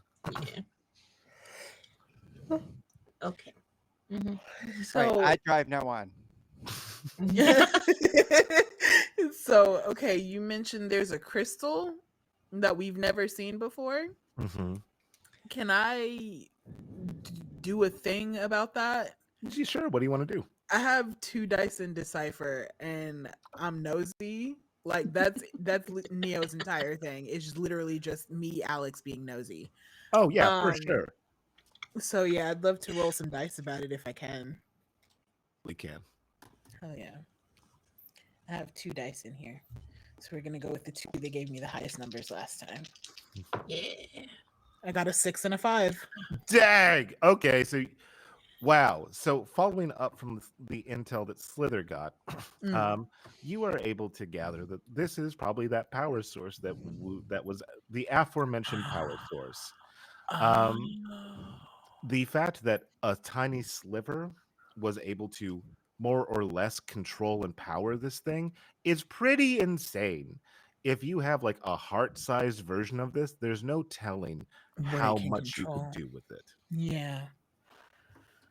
Crap. Okay, can I take it? Wait. Mm, Learning and studying is fine, but we also want to keep the house operational.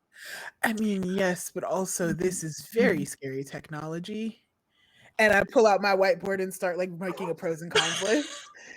Agree. And the first thing I think we need to do is like a security system. We can even start with just protecting the heart situation, and then go build out from there. Security I system. can build, Okay. yeah, yeah. I can. Let's I'm thinking the first thing we put in is self destruct, and then also like a lock to lock over it, because self the destruct first. first thing we put in is the self-destruct. Yes, because if it gets If- taken from us by the Reds, then Kill we can take switch. care of Got two, it. if- Yep. two birds with one stone right there. We get rid Yeah. of the tech, and we get rid of them if they try to steal it from us. I'm sniffing what you're stepping in. I'm here. I'm here for it. Here for it. I could build like a lock to go over that. mm, mm, mhm. Can get a lock Okay, great. hatch upstairs. So now the whiteboard is a diagram of a kill switch. And there is like a threateningly rising test tube coming from Um, like I think while they're going back and forth, I think Valdi is gonna pop her head out of the cabin and yell at Slither. Be like, are the cabbages done cooking? Ah!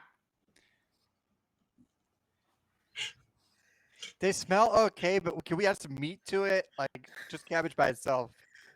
It's not enough. and maybe some dumpling skin. Maybe. Um, Great idea, cooking something for the festival. about yelling back, but that would require opening his mouth, which is well, like basically like unholding his nose.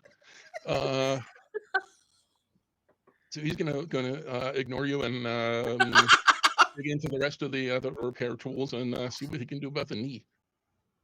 So the rest of the night, if you want to bring it to us when it's ready, we'll need something to eat as we're working on my house. Bring soy mm. sauce.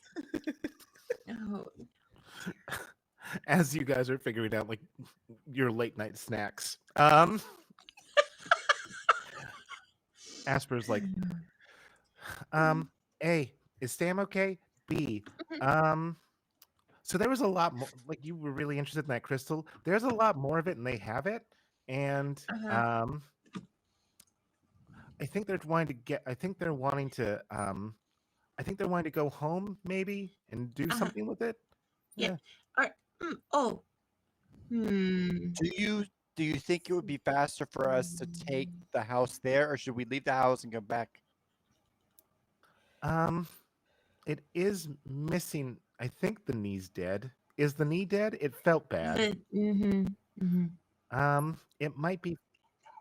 It's pretty dead. Yeah. It's Valdi's a very good shot. Yeah.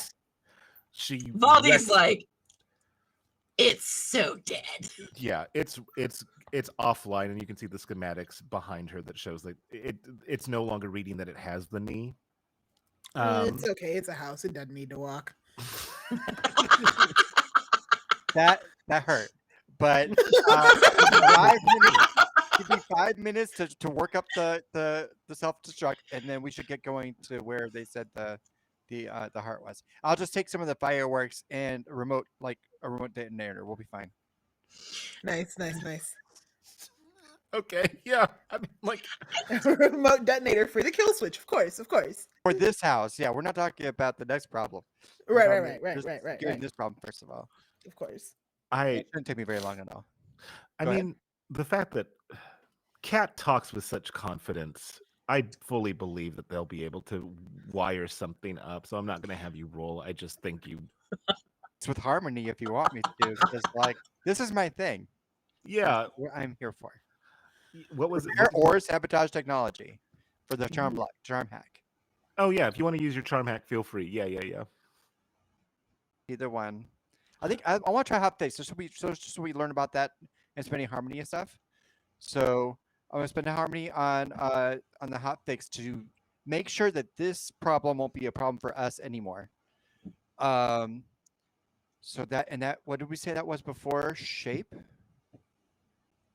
Is that what we said before? I know I had 2 do it, whatever it was before. Yes. And let's just double check. Oh yeah, and so you upgrade your impact. So that would and be I great. get when you work on a synthesis project. Oh, that's during downtime. Okay. So how many dice do I get then? So you're able to get 1 from the harmony. Okay. And then you are able to you'll get your 2. So yeah, you would have 3 here. But your impact will be upgraded. Okay. Shape, yep. Does my fireworks assistant want to help me again? Yes. Okay, 1 more. So that's 4 dice. Mm-hmm. I take a stress. Oh, wait, would this be a team thing then, or could this be a team? That was actually a question that I had. If we do like team setup stuff, do we get extra harmony? Is that how that works? We should get right back. I just read the harmony section during our break. We could get it right back if I get a 6 here. Okay. You can do the teamwork. Still be 4 dice, and if I get a 6, we get a harmony. Is that how that works? Yep. Okay. Do I still take a stress or no? When it comes to teamwork maneuvers, no, not for the assist. Let's see. Oh, actually, yes, you do take. I do take 1. Oh okay. No, the setup. It's the setup. Improve position.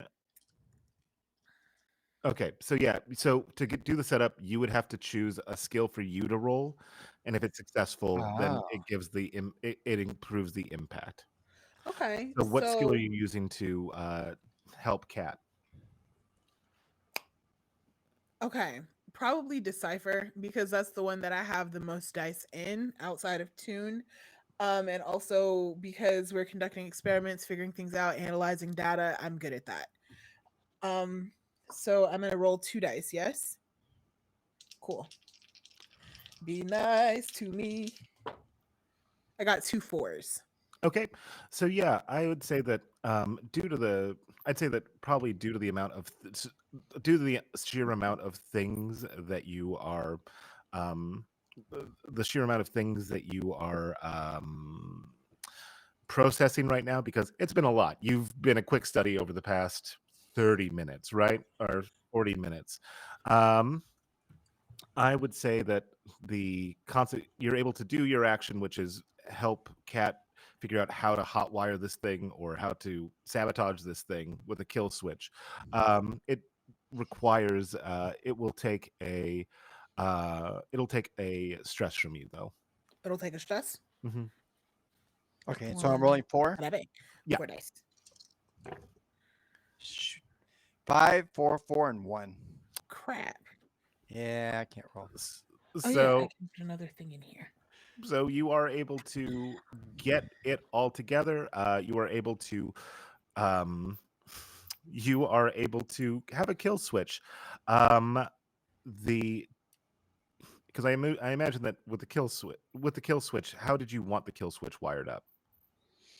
I think because of a rush, I just use like taking fireworks and like a trigger just like in there, and then like I have like a remote access to that trigger, almost like a cell phone situation where I could just Mhm. send the signal in there, and presumably it'll all blow So, up. so And I'm I very confident that it's good. It's golden. yeah, I would say that it is great to have a plan. However, the plan doesn't is not since there's a mixed success here. The plan is going to be a little bit more complicated than just doing that. You might have to be much closer to the to the kill switch detonation than would be preferable. Yeah, but I Mm. don't feel like Cat like cares or knows that right now. I don't Not think you that in the registers. splash zone in order to make it work. That's wild. Yep. So But I that don't is tell you that. No, just like we're good. Let's go to find the rest of this thing. Imagine we could get one of these for everybody in town. Now that we have it, we can reverse engineer it.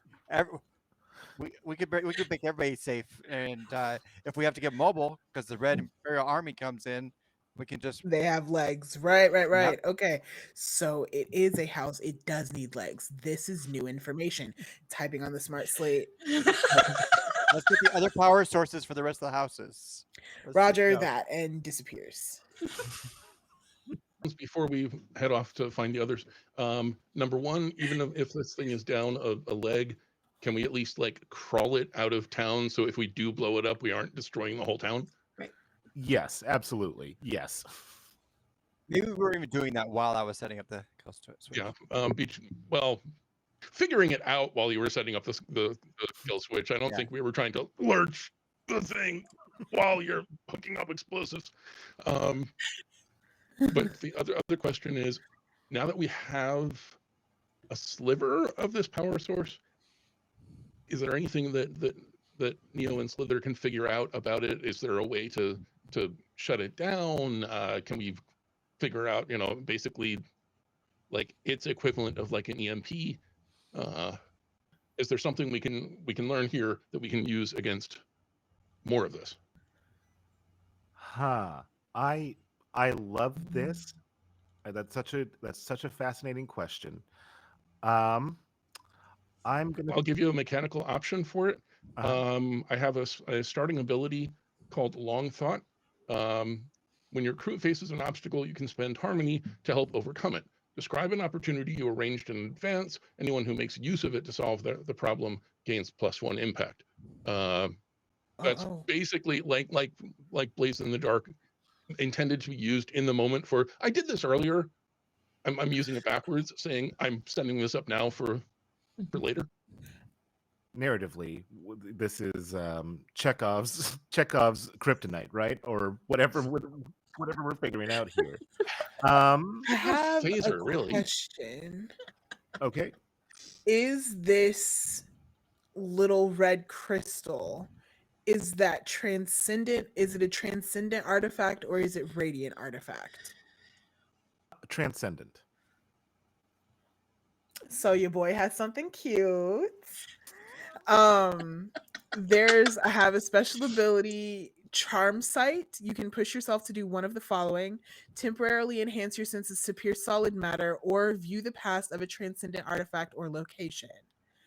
Would that like sort of aid what we're trying to do here, in that if I'm looking at the past of this item, I could see how it was created and potentially figure out a way to shut it off? Okay, yeah, actually, that is a great opportunity for us to figure out how to turn this thing off. Um, so what as Slither and Neo are working to figure out like, okay, this is obviously pretty dangerous. Like, of course, we want it. It would be great for us to have it, but if we can't get it, what can we do to prevent this from, ruining everything?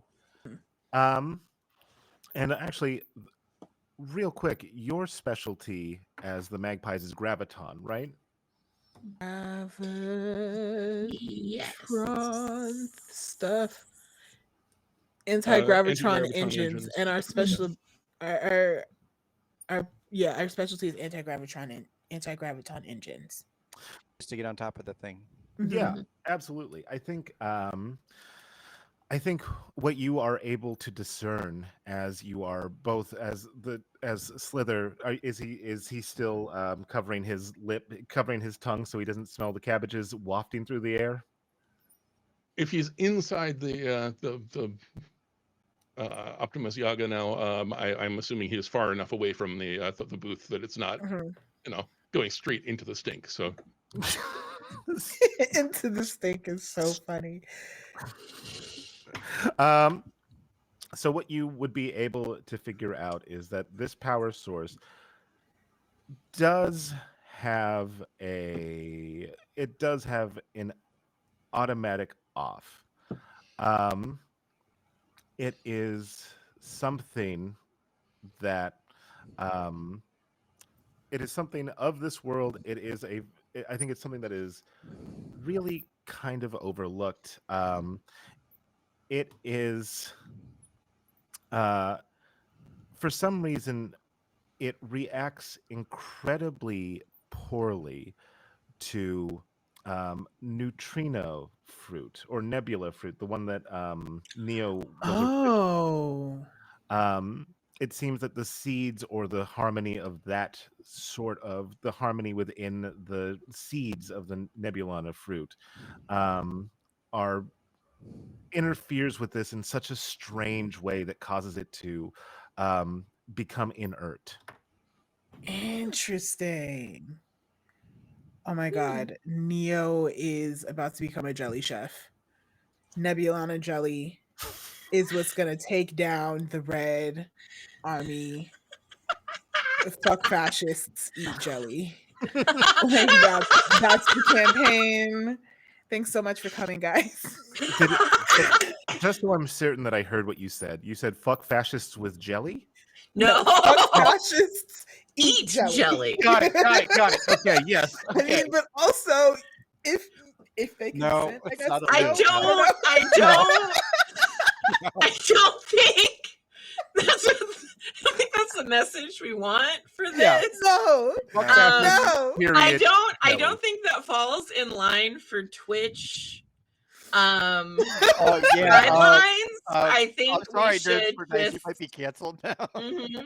I mean, I don't think Sophia would appreciate us getting her banned. Oh no. Okay, so fuck fascists, eat jelly. Yeah. I need pectin, basically. So in character, Cat's like, wait, Neo Slither, you're telling me that this power source is allergic to fruit? Neo has a small diagram on his little smart slate of a big bad nebulana seed and an itty bitty little power source being scared. Do we have to get the fruit inside of the power source? We have to cover the power source with it. What? How does just getting near it? Like, are we supposed to cover ourselves so we're protected from it? Like, let's test. What? Okay. Let's test. Pulls out a test tube. Oh, shoot. You're talking about with my house, though. I mean, we can go outside. In your backyard, the kill switch and get it out of there because, like, it's just doing duct tape. And slide it out, and we go out. I guess duct we go tape out. and WD-40 fixing everything. Yes, and I guess are we gonna try pouring it on? I'm gonna put it down on the ground. Are we gonna try to pour some of the jelly on it? What are we doing? We need. I think I had. Would I have? Let me look at my actual. I actually also like that the possible outcome in this world is that this machine now is dead. You can never move it again outside of the city. Still my house. We'll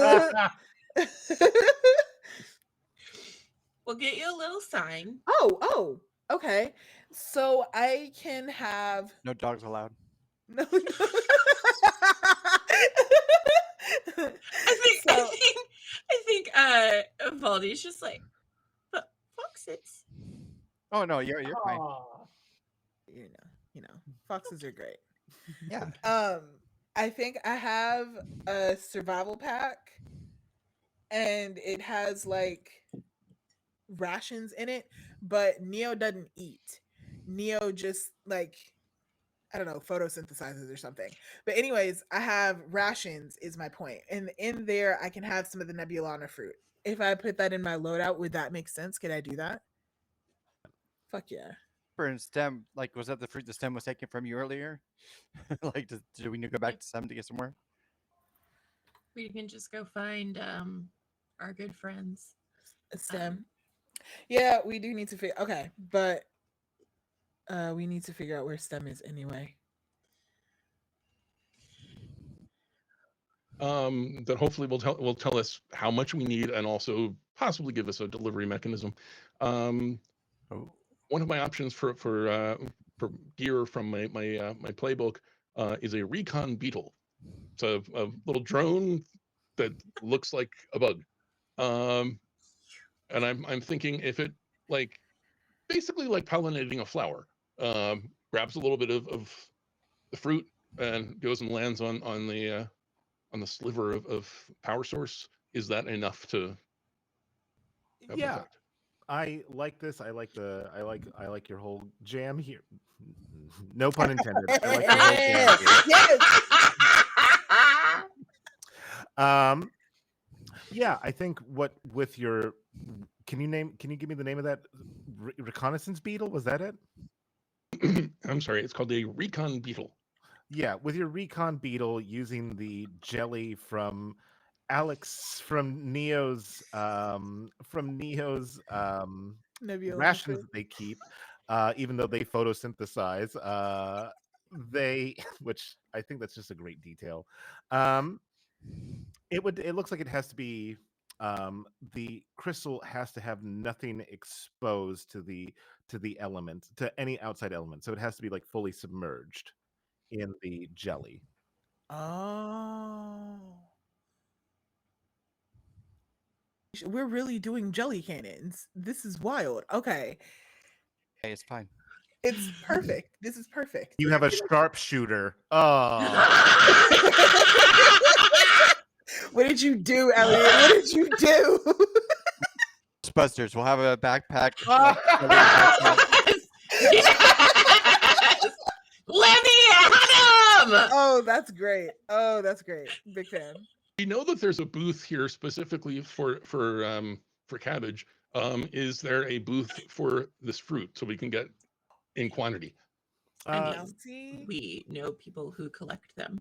Yes, there have- isn't a wait, booth per se, but there is, as Kate is doing this for, there is a robot whose sole function is to collect this fruit. And you do have the person that he likes most, Asper. So seeing that Asper is safe, I'd say that when he sees that you see that Stam is so close to showing an emotion of joy, but doesn't quite. However, when she gives the direction that can we get our friends need fruit, it goes, then fruit they shall have, as it has just bushels of Nebulana fruit. You see Neo at the back, like trying to like. Put So a Stem flower. doesn't have like a crack in. What are Stem's pronouns? What are Any Stem's ambulatory. pronouns? I think did we They. say Them. them? They them. Stem Okay, is so they, Stem them. doesn't have a crack in their housing Mhm, like Neo did, mhm. but I think you see Neo with like a little file because I have like, what is it? repair tool. Yeah, we have repair tools. I think Neo is gonna try and like fiddle and like jam a twig into Stem's housing to try and make Stem sentient.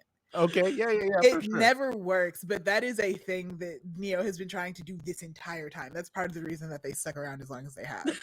Okay, I So love like, I that. need another friend. Aw. Doesn't go there. What are you doing? Huh? Shh, shh, shh. Doesn't If have you lips. want Says to shh upgrade, anyway. if you want to upgrade, then we can talk later. We'll talk later. We'll talk Yes, later. yes. So, with the bushels of fruit, if you wanted Stam to create jelly, they would do it endlessly and in large quantity because robot, and that might be where Neo is trying to get the housing because they are focused. You can see that Asper shows real affection for Stam. Doesn't treat them like they are just a robot.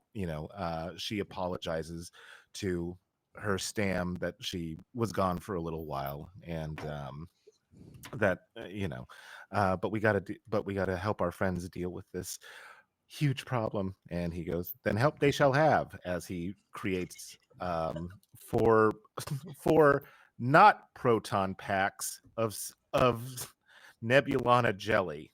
um We're basically doing the opposite of the plot of the first Star Wars movie. All we need now is the dancing Statue of Liberty, and we're on it.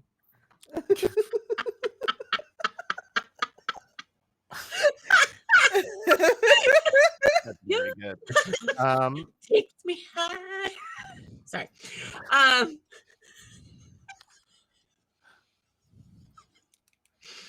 If we spray my house, will it move? We'll play music. We'll play music. So Power of love. so with the Nebulana jelly, not proton packs, TM, and a general sense of where the reds may be. Do you want to head out and try to deal with the heart? Okay. Um, in that case, since I think it would probably be easiest to include Asper on this, since she was literally there, so she can help guide you as you head on out. So we can add a +1 to your engagement roll. Real, Stam count is the thing too. Is Stam is coming as well? you would prefer Stam to? Stam can, yeah. In the way I feel like. Okay, yeah, okay, perfect. So yeah, then we have Stam and Asper with your team creating this. Kestrel. Let's see. Signature maps and dossiers, so presumably you'd have a map to get us there. Okay, perfect. So we have that. If Stam has Wayfair. plot armor, I want to be very clear. I will go down before Stam goes down. Aw. I know. I think we're all like, Stam. Nothing can happen to Oh. Stam. Yes. I have field We will notes, die for Stam. too. Wait, Slither, you have maps and dossiers as well, right? Yes. Yeah. Babe, we're set. We're set. We're set. It's great. So in this case, as Stam and Asper are along with you, creating the Nebulana jelly packs to deal with the heart, you are able to get see they had moved since Asper was there. However, with two people who have maps and dossiers and a Kestrel, I think you'd be able to find easier than they would think. Of course, they are playing an away game. They are on your land, so to speak. How do you think you can see before you a? It seems like they were trying to do a little bit of a facade of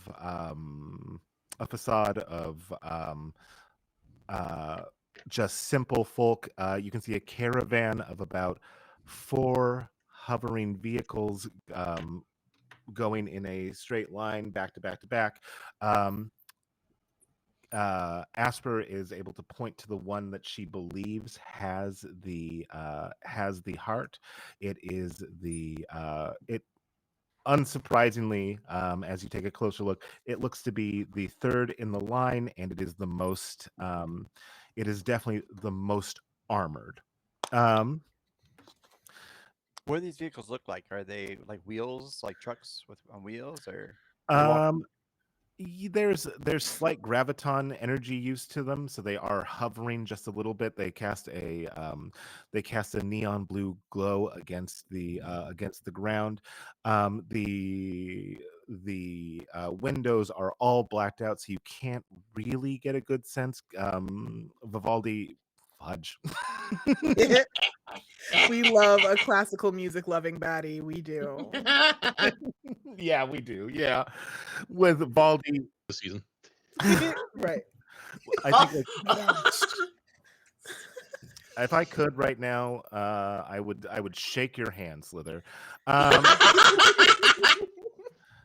With Valdi's hearing and Slither's smell sense, you might be able to get a rough count of how many there are here. Um, but you know that they are. You can see up in the distance ahead, about. You know what? We use it once, let's use it again. About 2 football fields away, there looks to be a gigantic box truck, which putting it together, they might be going towards to try to park inside so they have more armor and giving up the ghost on being sneaky. You get the sense that if they were to get into that enormous car or that enormous box van, it would probably be so incredibly difficult for the 4 of you to be able to breach and get in there. Um, Dang. so, as you are coming up on it, what do you think you would want your approach to be for this one? I What are the say, approaches again? Let me oh get yeah, that for yeah. you. Sorry, But or like, while he gets that, I say that we spray the jelly on their screen so they can't see where they're going, and they have to pull over, and then I'll sabotage the truck that has the heart in it, We're so gonna they can't we're move, gonna and then we go from jam the there. systems. we know that the heart is in the third truck, right? Like it's not That's a trick. It's in there. that's what Asper firmly believes, and she's not going to try to Roger fool that. with you. Um, And then we can just cover that windshield, so they have to like stop with the jelly. We shoot it. Hmm. Did you get the things, Elliot? yep. So You we have studied, which is using your scholarship, intelligence, and lore. You have curious, investigate, experiment, discover.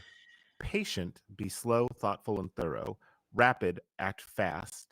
Subtle, act without notice or pass without trace. Or brazen, command attention, make bold moves. I feel like you don't have to read the patient one. I'm never gonna be patient. Um, but if Slither makes a case for being sneaky, I'll stay back if he really wants to be sneaky and has a good plan. hmm. Well, here's my question, right? Because are how I don't know. My question, I suppose, is how are we going to try? How do we want to try and do this? Because I personally think like you guys have your cards on the table. Like talking to the Red Army, they have their cards on the table. We know what they're doing. If we come in guns blazing, what are they gonna do? I feel like as long as we neutralize the heart, like that's the first thing, right? And if we wait too long Right. for it to get on the truck, then that's not an option anymore. What you thinking, Slither? I think my answer to the you know,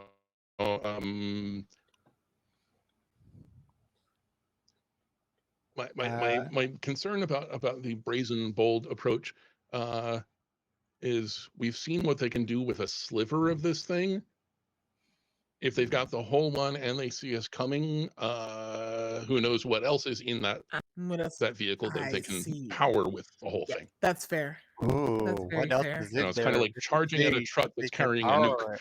Okay. Yeah, That's Uh, true. That's true.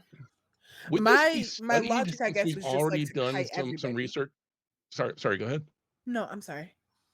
Would this be studied because we've already investigated, we already know what it is, and we have, we've worked out a counter. I mean, that's a you have a very good argument for that because we kind of did it the inverse where, you're supposed to like just get to it and then you like, yeah, how did we approach it? You guys did you guys did figure out a lot about what's going on here and how to I was going to say nebulize, how to counter like Slither said, how to counter their great weapon. So there is, you know, and that could certainly count. Let's go for that.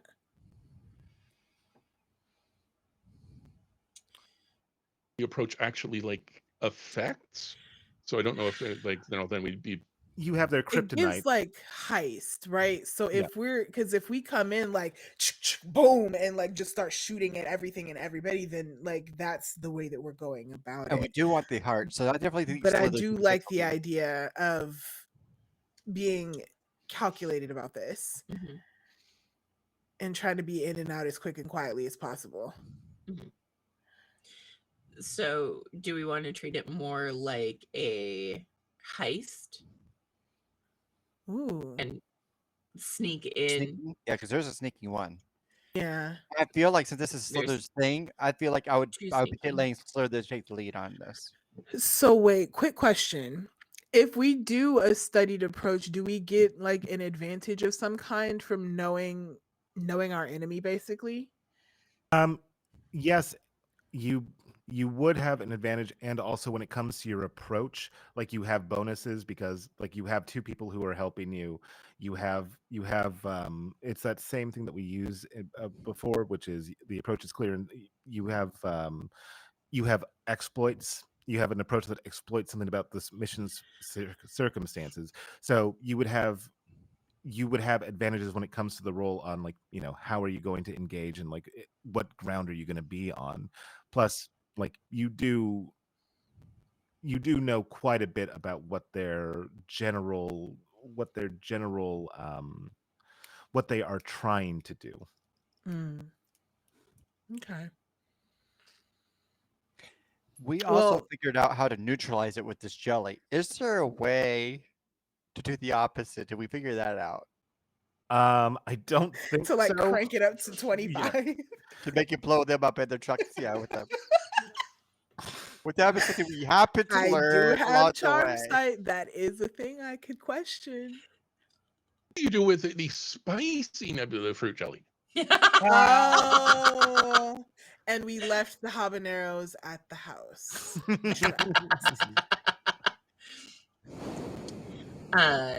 So I mean, there is something to be said to treat it more like a heist if we know that the heart is in the third truck to Mm. go in to get that one to kind of take out their kneecaps, so to speak,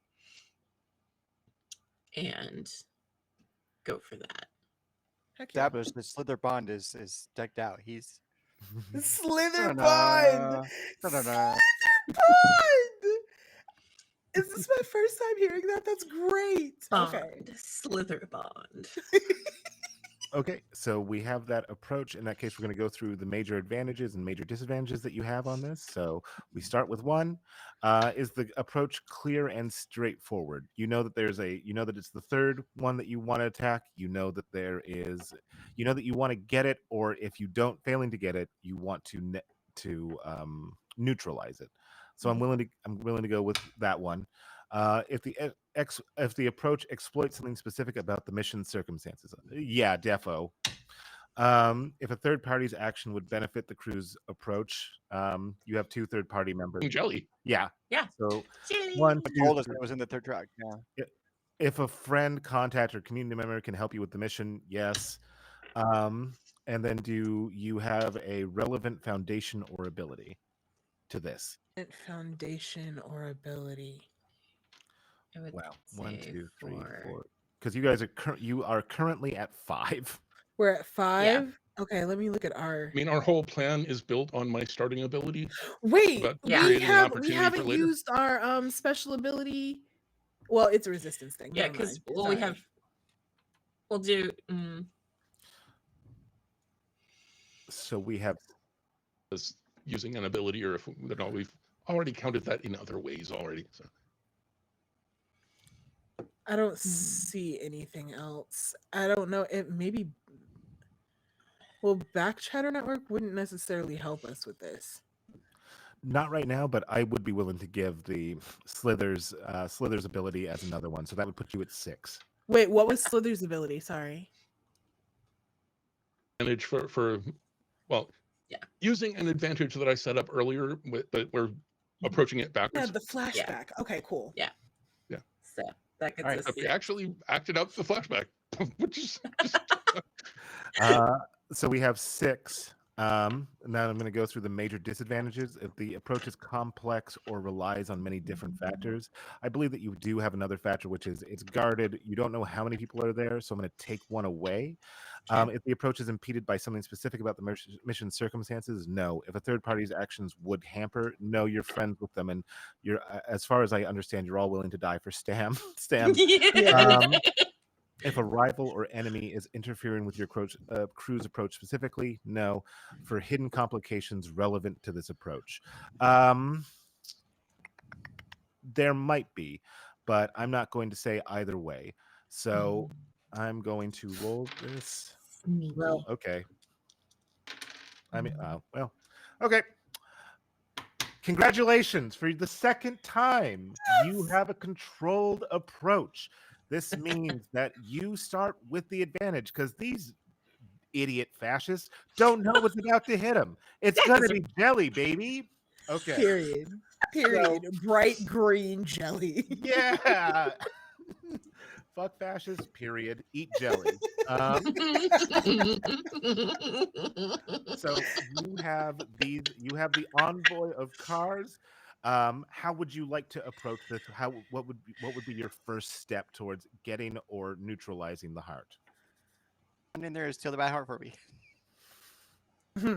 well, one of my signature pieces of equipment is my infiltration kit, which includes like lock picks, infrared goggles, mist spray bottles to find laser grids, that kind of stuff. Breaking into a truck seems 100%. Yeah. certainly doable. Mhm. I would guess we need to find a way to get them to stop. I'm assuming when they stop, they like land, as opposed to however high they're going. That gap in between is probably going to be a problem. Right. What we need to get them to stop, right? So what does the area that we're in look like? It is you. Thankfully, you've come across them at a point where they may be at a little bit further of a disadvantage because they're going through a narrow path. They're going through a narrow pathway that's surrounded on either side by hills or cliffs. Got it. You can see further down that the reason that they didn't reconvene with the giant box truck is because it was too big for them to get past this point. So they are trying to, as the magpie flies, they are trying to get there, but it's taken them through this rather precarious position for them. Other than hovering, do these trucks basically operate like vehicles like we would understand? Like there has to be a driver in the driver's seat. Yes, but and it has unfortunately, an it's engine. English, so everything's reversed. So I do have a question. These cliffs that we're on top of, or that we're next to rather, are if the cliffs are up here, where are the trucks? Yeah, how Yeah. far down are they? They are about 15 feet down. Okay. So how y'all feeling about an avalanche? Or a rock slide or something. Like they have to stop at that point, right? And maybe you take out one of the first trucks. Right. Now, how are we doing that? I have no idea. Oh. take out a first truck and cut them off from the big. Yeah, if The we big just box disable truck. one of the front trucks, they See, all have to stop behind it. It's true. They would. who has good? Does anybody have good sunder? Or like, because it says disable or sabotage vehicles or destroy with overwhelming force. I can disable basically any technology, Oh, look but at you go. I don't know how that. Manifest. Yeah. Which is why one of the reasons why I was asking about like driving the thing, like we could just try to steal the third truck too. While he maybe even while he's stealing, trying to secure the back, I could be trying to secure the front.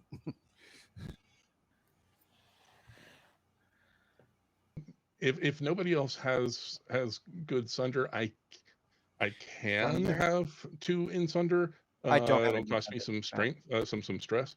I don't have any sunder. No, I have no sunder. I can hotfix. There are special abilities that let me mess with tech. I don't have any sunder. One of my abilities as a charter is polymath. I can take 2 stress to roll my best action rating while performing a different action. I just have to explain how I'm using one for the other. I take my 2 stress, and if I have to resist any consequences, they cost extra. Okay. So Okay. it's not ideal, but if nobody else has sunder, and that's what we need. I have one more question. My charm site says it can pierce through solid matter. When it says pierce, does it necessarily mean like the potentiality of doing harm? Or is it like a needle, or does it pierce like a needle or pierce like a bazooka? You feel me?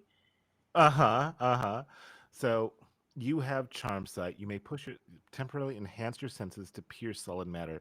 I would say that you Able to tell us how many guards there are inside? Right. For which one? For the third one? Okay. Yeah. I mean, I'd say that you would definitely be able to get that information if you pushed yourself to use that ability. Can do that. If that will help at all, we can definitely do that. So there. First of all, are there windows on the side of these cars, and are the windows down? First of all, They're DM. all blacked out and up. Okay. So there. I got this. Just get the door open to the driver's side of the third truck. Just get the door open. I've got this. I just found out. I just looked through my utility belt. I have the. In fact, I'll hand you the thing. So we don't have to both get there. It will be right there. I have pellets. Basically, instead of smoke pellets, they make you go to sleep. So open the driver's side door, throw that in there, and don't breathe it.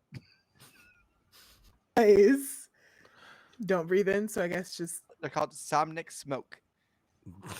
Oh, That's cool. wow. Immense incapacitating drowsiness. Oh, so like how I live my everyday. Okay. So satisfied. It's great. Without coffee, I wouldn't make it.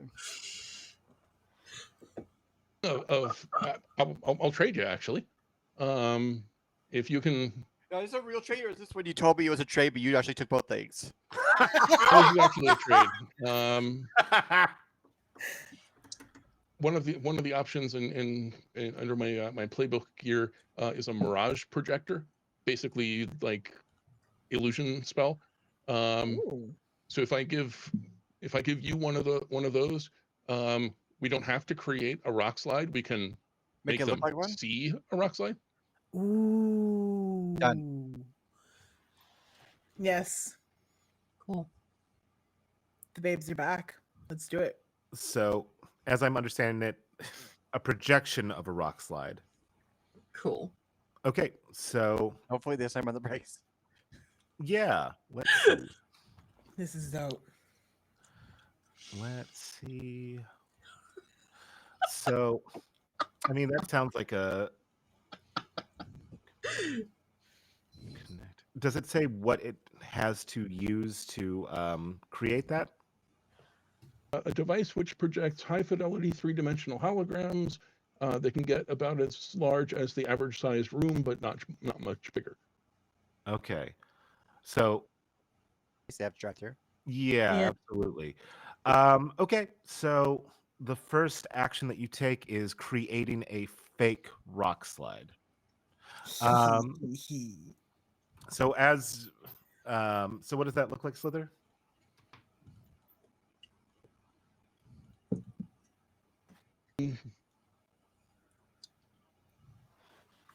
It looks like a small avalanche. Yeah, so like as you're Or maybe go for it. let's keep it a little bit simpler. Maybe there's like a curve in the track, so to speak. I'm thinking of this as a train job. So they come around the bend and it's there, as opposed to having to try and make it start Mm. and fall and everything all in the space of a room. Yes, they don't because they can't see around the bend, then they all of a sudden see all these rocks. You hear a and boom, the back one hits it. The third one remains safe. The fourth one um, stops in time too. Seeing that there is this sudden rock slide, the people from the first two, the people from the first vehicle immediately get out to check on what this is. The people in the back also get out because now they've been stopped. They are on guard for what that is. You do know that I'm presuming that this isn't, it doesn't feel like a rock. Once they touch it, they'll know that it is fake. It's a hologram. So, It doesn't say how big the sonic smoke area is. Check at this point the front people, because if I can get them to fall asleep, they can't get back in their cars and drive away. So all the cars are gonna be stopped anyway. then in that case, you'd want to use trace to try to, I think it would be trace. Tail someone, Tech, snipe a belt, target. gadgets, and canisters. I don't know how to use them. Would they be trace? Um, that's set explosives, assemble tech. I think that's the one that I'll go with, unless you see another one that you think would work better. Handle, operate the tools of a vehicle, Wayfair. What about handle? Handle is employed dexterity. Would this not qualify as that? Hand. That would be a little bit better for me. Yeah, absolutely. Use handle in that All right. case. So one dice for the handle, and then am I getting any other dice at all? Can we assist? So is that a second one, or is that just you start with one unless you have more than one? You start with one, like with the amount of marks that you have. So you start with one. Like if you were going on a skill that you didn't have, you would be at 0, and then you would have to like get assist to kind of get your dice pool up or whatever it may be. So you start with one. You can assist if you would like. Who wants to assist and how? Myself. Push yourself. Okay. Push yourself. So, Okay. 2. Got like 10 minutes, y'all, and I haven't even spent half my stress after this pushing. You know what? Yeah. Okay. So I'm going to assist because I don't have any major stress right now. But either I can assist either by like showing with handle. I can help with handle. I have a thing in handle. You have good handles. You have good handles. So I can help in that sort of way. Okay, yeah. So maybe the two of you are throwing these down. If it goes really bad, then they might explode might explode in your hand. However, you're throwing them down, so you have 3. So, 3. If you feel comfortable with that, roll me that handle. Oh, they have to roll first, right? To see if it. Oh well. Oh no, that's a setup. So this is just an Okay. assist. So that's you. Okay. You got this. 5, 3, 1. I haven't rolled a 6 at all today. 5, 3, 1. Okay, so Yeah. you get a success. So I'd say that the two of you throwing it down, trying to knock out as many of the front guards as you possibly can.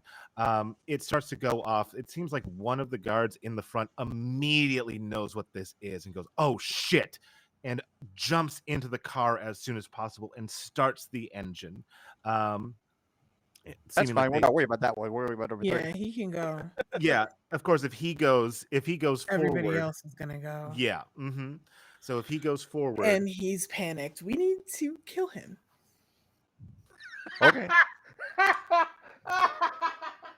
Because if he's panicked, he's gonna like "Nyoo," and get them into the truck asaptually. And no, he needs to die.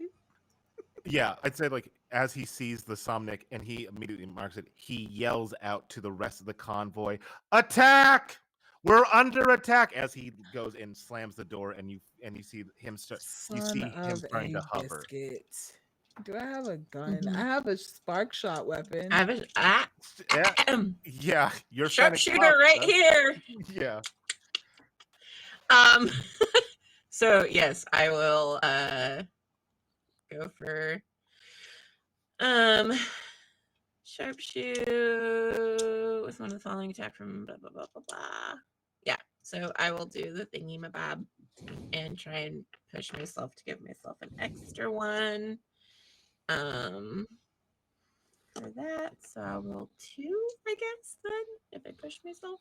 If you push yourself, you get 2. You can make a Lotus bargain if you'd want to try to secure a third one. And I do what do I do? If this is your whole thing, you gotta have more than that, don't you? Let's see, and then impact. It's not. It's just a thing I have. It's not my whole thing. It's just something I can do. So if you make a Lotus bargain, you take a dramatic risk to accomplish your goal. So what I would do is on this success, I would push the success of this higher. So this would be critically successful if you succeed. Which I do have the 7 cents, which would generate harmony on a risky roll. Yeah. So if you take this bargain with me, if I will make this a very dramatic roll for you, where it is kind of like make or break in this roll, you get an extra die. If you succeed, it's up to 1. You get harmony, so it helps everybody else. If not, there's going to be trouble. Sure, let's okay. do it. All right. Got this. Okay, so I'm going to roll 3. How many? 3. And if I push myself, can I roll 4?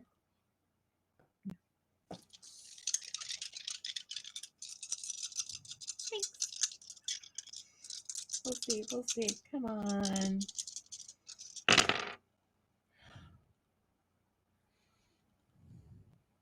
2 6s. Sorry. Oh God. Okay. You have rolled. Valdi, you have ice in your veins. You have created a critical success. So what that means, you accomplish your goal and you gain an additional advantage. Holy shit. This is the perfect place for that. What I'm going to say happens here is I'll tell you the effect of what happens as you pick up as that woman gets her gun and raises her gun. I like to think that she's just in one, it's like one thing. She goes full sniper on this. She plucks it down. And she's on her belly, down, and she's trains it, and it's just pow. Bad bitch. Fuck fascists. We love it. Yes, absolutely that. Fuck fascists. Okay, so what I'm gonna say happens is as she is just so in the fucking zone, she shoots her angle. She shoots at the angle. She can kind of guess where he is because she knows that he has to get in the car, start it up, go. She shoots. It hits him. He's so dead. He's never been dead.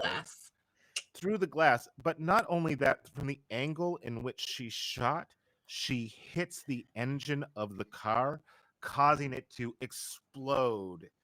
And instead of having a fake barrier in front of them, they now have the actual barrier of their friend's corpse plus so much detritus. As this happens, you can see the rest of the 3 cars freaking out here.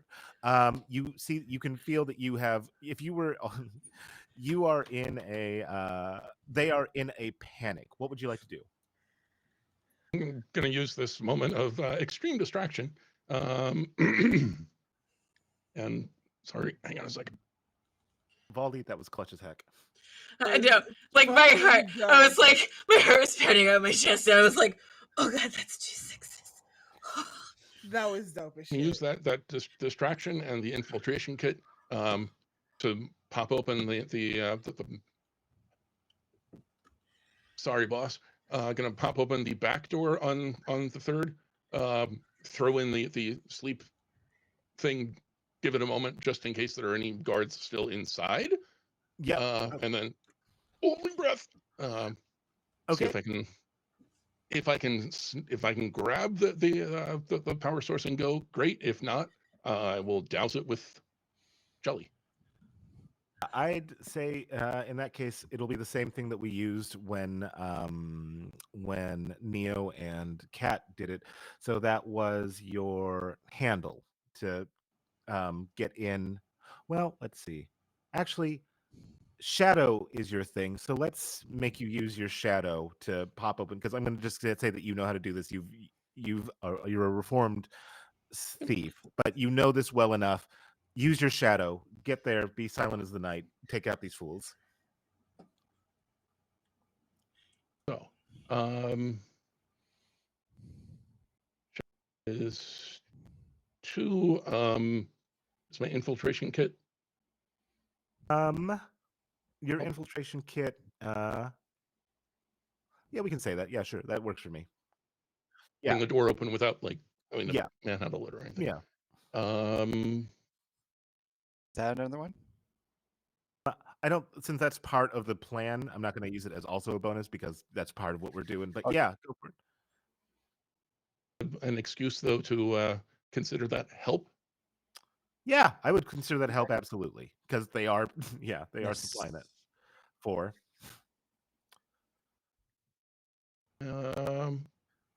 And at the moment, we're just getting rid of the guards, so the planning ahead and figuring out how to neutralize the battery doesn't apply yet. Does the distraction help? Yeah, the distraction is definitely like what happens is your impact on this is going to be upped because everything is heightened right now. So if you do well in this role, it's going to be super effective for you.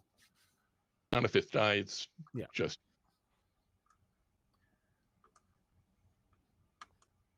No. best one is a 4. 2, 2, 3, 4. Okay. Well, Okay. you know. So as Slither makes their way down in this mass confusion, the guards who were in the back are also freaking out, seeing that there's obviously an army attacking them right now. They are panicking as Slither makes their way and pops open the hood, throws in the somnolent bombs. You see the heart being carried by a man dressed in all black. Everybody is dressed in all black. They are uniform. They are boring. They suck. As you open it, the person who has the heart sees you, clocks what you are doing, and in one smooth movement pulls out a weapon, taking a shot at you. You take one harm as it nicks you, and that is a consequence. yes.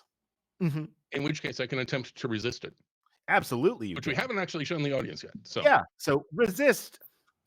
This would have done you 2 damage. So take the 6 and then subtract it. I have to wrap 2 after minute, that, Elliot. yeah. Yep. 2-minute warning. Magpie's resilience, we can take plus 1d to resistance rolls against technological or transcendent threats. I'm assuming this counts. So does that mean I'm rolling 2? Yep. Okay. Plus 1 die. Yep.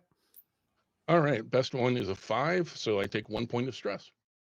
Take 1 point of stress as the gun misses. Still in this time, I'd say that at this moment, something that had been in the front of the car that got destroyed, something hadn't gone off yet. It was the fire was dripping down, causing things to alight.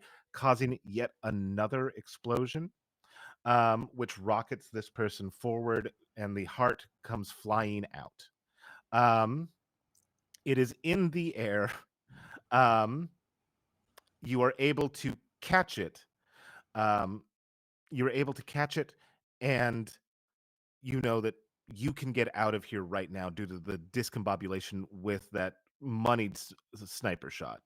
Um, I take it that everybody is going to give him cover to get out of there. Yeah, absolutely.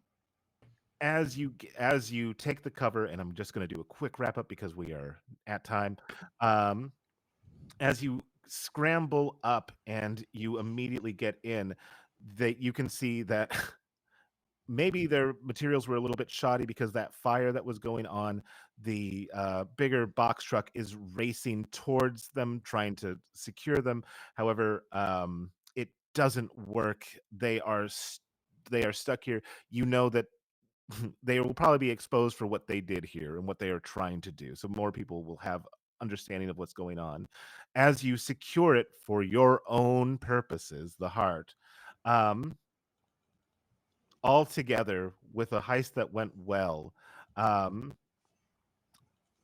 there was something else that grew here today, because as you all arrive and are heading back towards Justice Falls, um, Stam is sitting there pretty inert for a moment until they look around at you guys and says, "Can I call you friend?"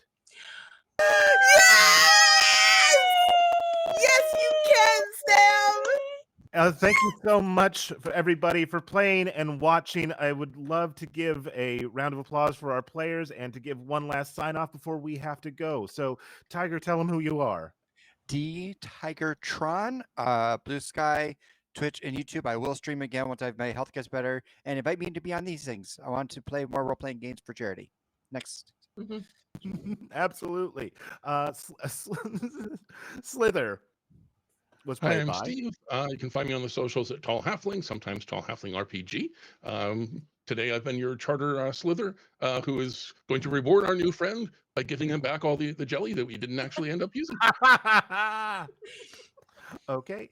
And Nia was played by.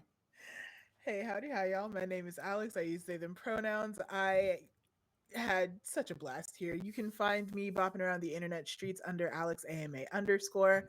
That's Alex with an I. And if you want to see what I get up to when I'm not doing charity stuff, follow me at Batty Bards. We're doing all kinds of cool stuff for Pride too.